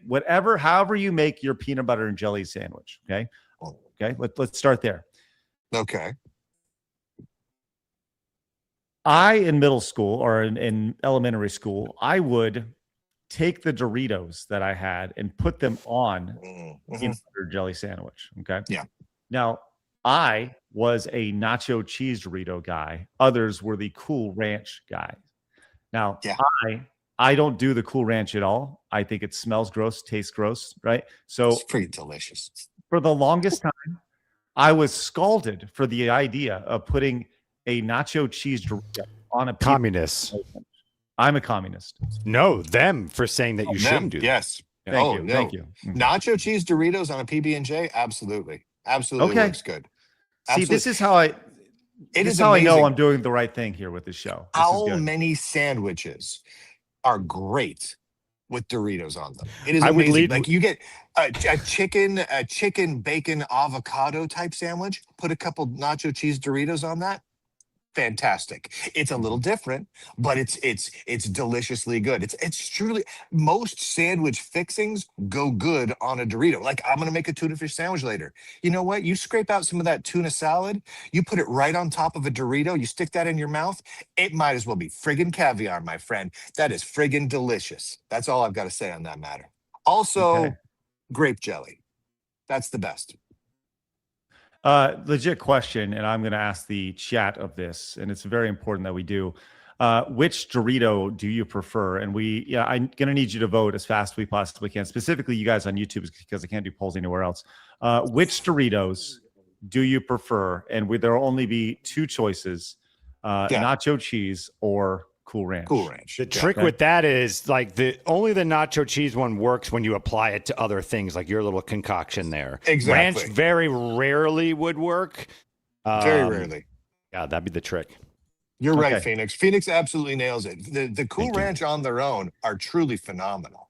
And even with a sandwich, fantastic. But you put the Cool Ranch on a sandwich, I would never put a Cool Ranch Dorito on a tuna fish sandwich or a PB&J. That would be horrible. But the regular nacho cheese are delicious. Okay. Well, let us You're know all gonna in the hate chat. me, but I think Doritos are a bit overrated, and I think there are other chips out there that are better. What would be better? Dude, have you guys That's tried so the naked Doritos? the ones that are just like really like high quality, like none of the weird chemically ingredients, just like Doritos like they were in the 80s.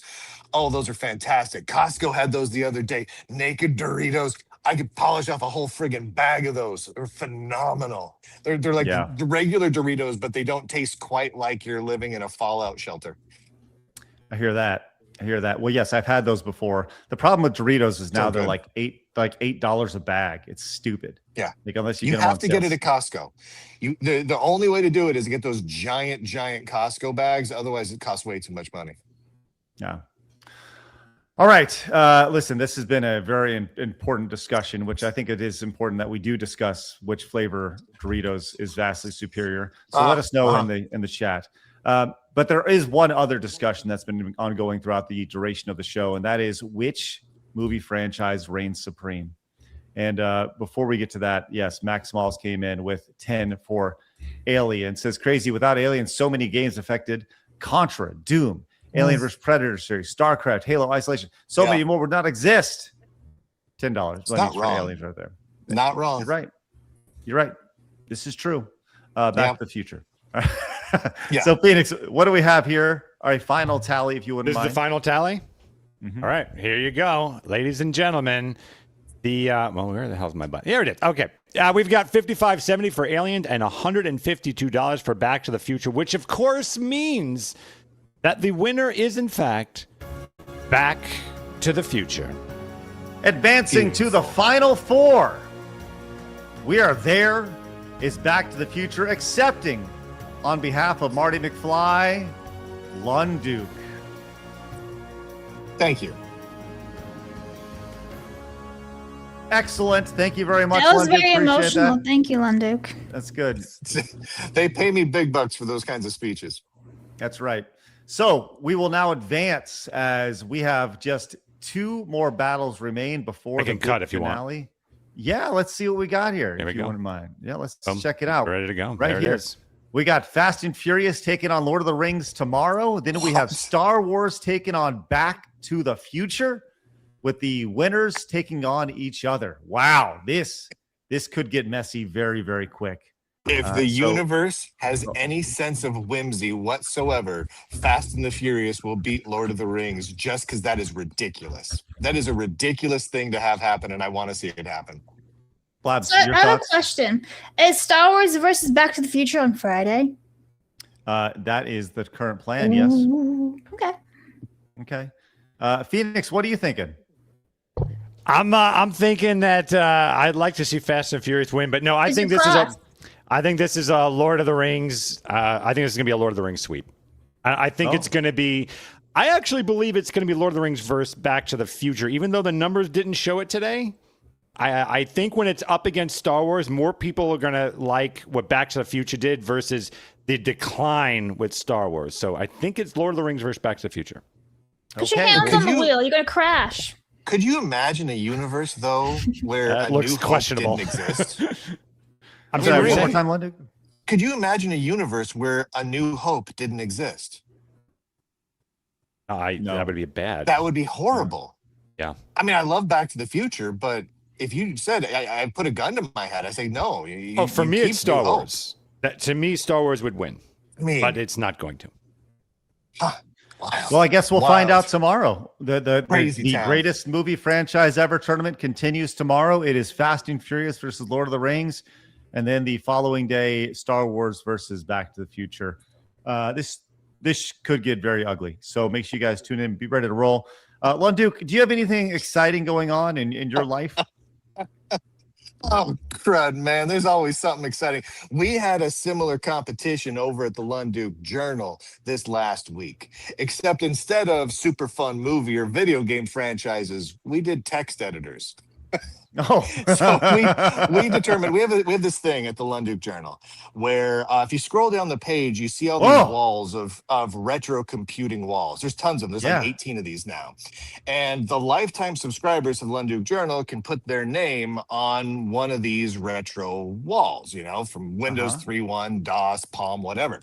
And we did an Emacs and a Vim wall, the two of the most contentious text editors ever, right? And we launched them on the same day. And we said, okay, let's see which one fills up first. Which one are people going to grab lifetime subscriptions and say, put me on that wall? And Vim won handily, beat Emacs into the ground. So for the subset of your audience that cares about such things, they'll go, oh my gosh, I feel intense about that. I love that. That's This what is we a do. thing. I love this. Well, this is... so we had the so you guys have a similar thing to me where you publish on a bunch of platforms, right? You guys are up on Locals, you're on Rumble, you're on YouTube, and that's good because no one platform can censor you. But like I do kind of like you guys, where I also publish on X and Patreon. Shoot, like I'm even on TikTok, right? I'm on all these different platforms, which means my audience is distributed, right? It's spread out evenly among like 37,000 different platforms. So when someone wants to go and say, okay, how big is the Side Scrollers audience? How big is the Lunduke Journal audience? It's actually kind of hard to tell. It's entirely possible you can find a screenshot of one random platform where there's only a few hundred followers on that one. And so it's hard to show the massive groundswell of, like you guys put it, normal people, normal nerds. And so that's why we did the subscriber walls. So people can put their names on it. They can put their John Hancock on it and say, I support this type of journalism. And now when people go to Lunduke.com, they see wall after wall with name after name and just hundreds, if not thousands of names. And it kind of sends a message to all the crazy wackadoodles in the tech industry. It says, hey, this is the army of just regular nerds that aren't going to put up with stuff anymore, and they're willing to put their names right on it. And that's why we ended up doing it. We started it as a joke, but then they filled up so fast, we just decided to make a message out of it. So, ladies and gentlemen, go to Lunduke.com, click on things. Yeah. That's awesome. And it's funny because we've actually, I popped this over, I threw this idea out the other day. I actually think we should probably add an outro to the show. Just that includes all of our Plus members on it. I think that'd be really, really cool, and have it scroll. It's great, right? Yeah, that'd be cool. Because it's not only a cool perk, it sends a message. It lets people be part of a statement. Like I started doing this with just as an outro in my show, but people want to be part of that so much. If you look at Lunduke.com, it's 18 of those individual walls. I can't possibly keep up with that. And if I were to do that as video clips at the end, it would go on for 35 minutes. So I just have it at Lunduke.com and I just quickly scroll through it at the end of the show. But there's a lot of normal people out there. Just regular dudes and dudettes, and they wanna make a statement that they're part of stuff like this. I get it. As long as they're not old or young, right? No, right? Old is cool as long as they're not young. Yeah. Okay, No, seriously, my audience is old, man. We are old. Awesome. That's why I feel comfortable making lifetime subscriptions, because all of my audiences are going to die soon. It's fine. All right. Well, look, we hope you guys don't die, and join us tomorrow at 11 a.m. Central Time when we are joined by. Oh, okay. Sorry.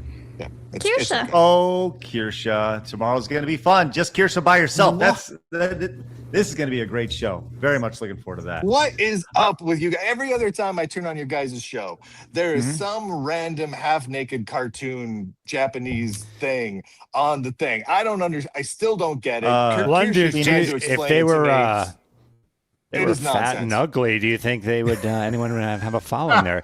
Goodbye, everybody. I don't even know that they do. Let's go. All right. Time to roll out, guys. We'll see you guys tomorrow. Hit the thumbs up button on the way out. If you would like to join our fake wall and eventually the ending of our show, you can head over to sidescrollersplus.com and become a member. Subscribe if you're new, and we will see you guys later. Have a great rest of your day. And remember, people are going to try to keep you down. Don't let them. You guys got a goal. Go get it. See you tomorrow, 11 a.m. Central Time. Bye-bye. Fatality.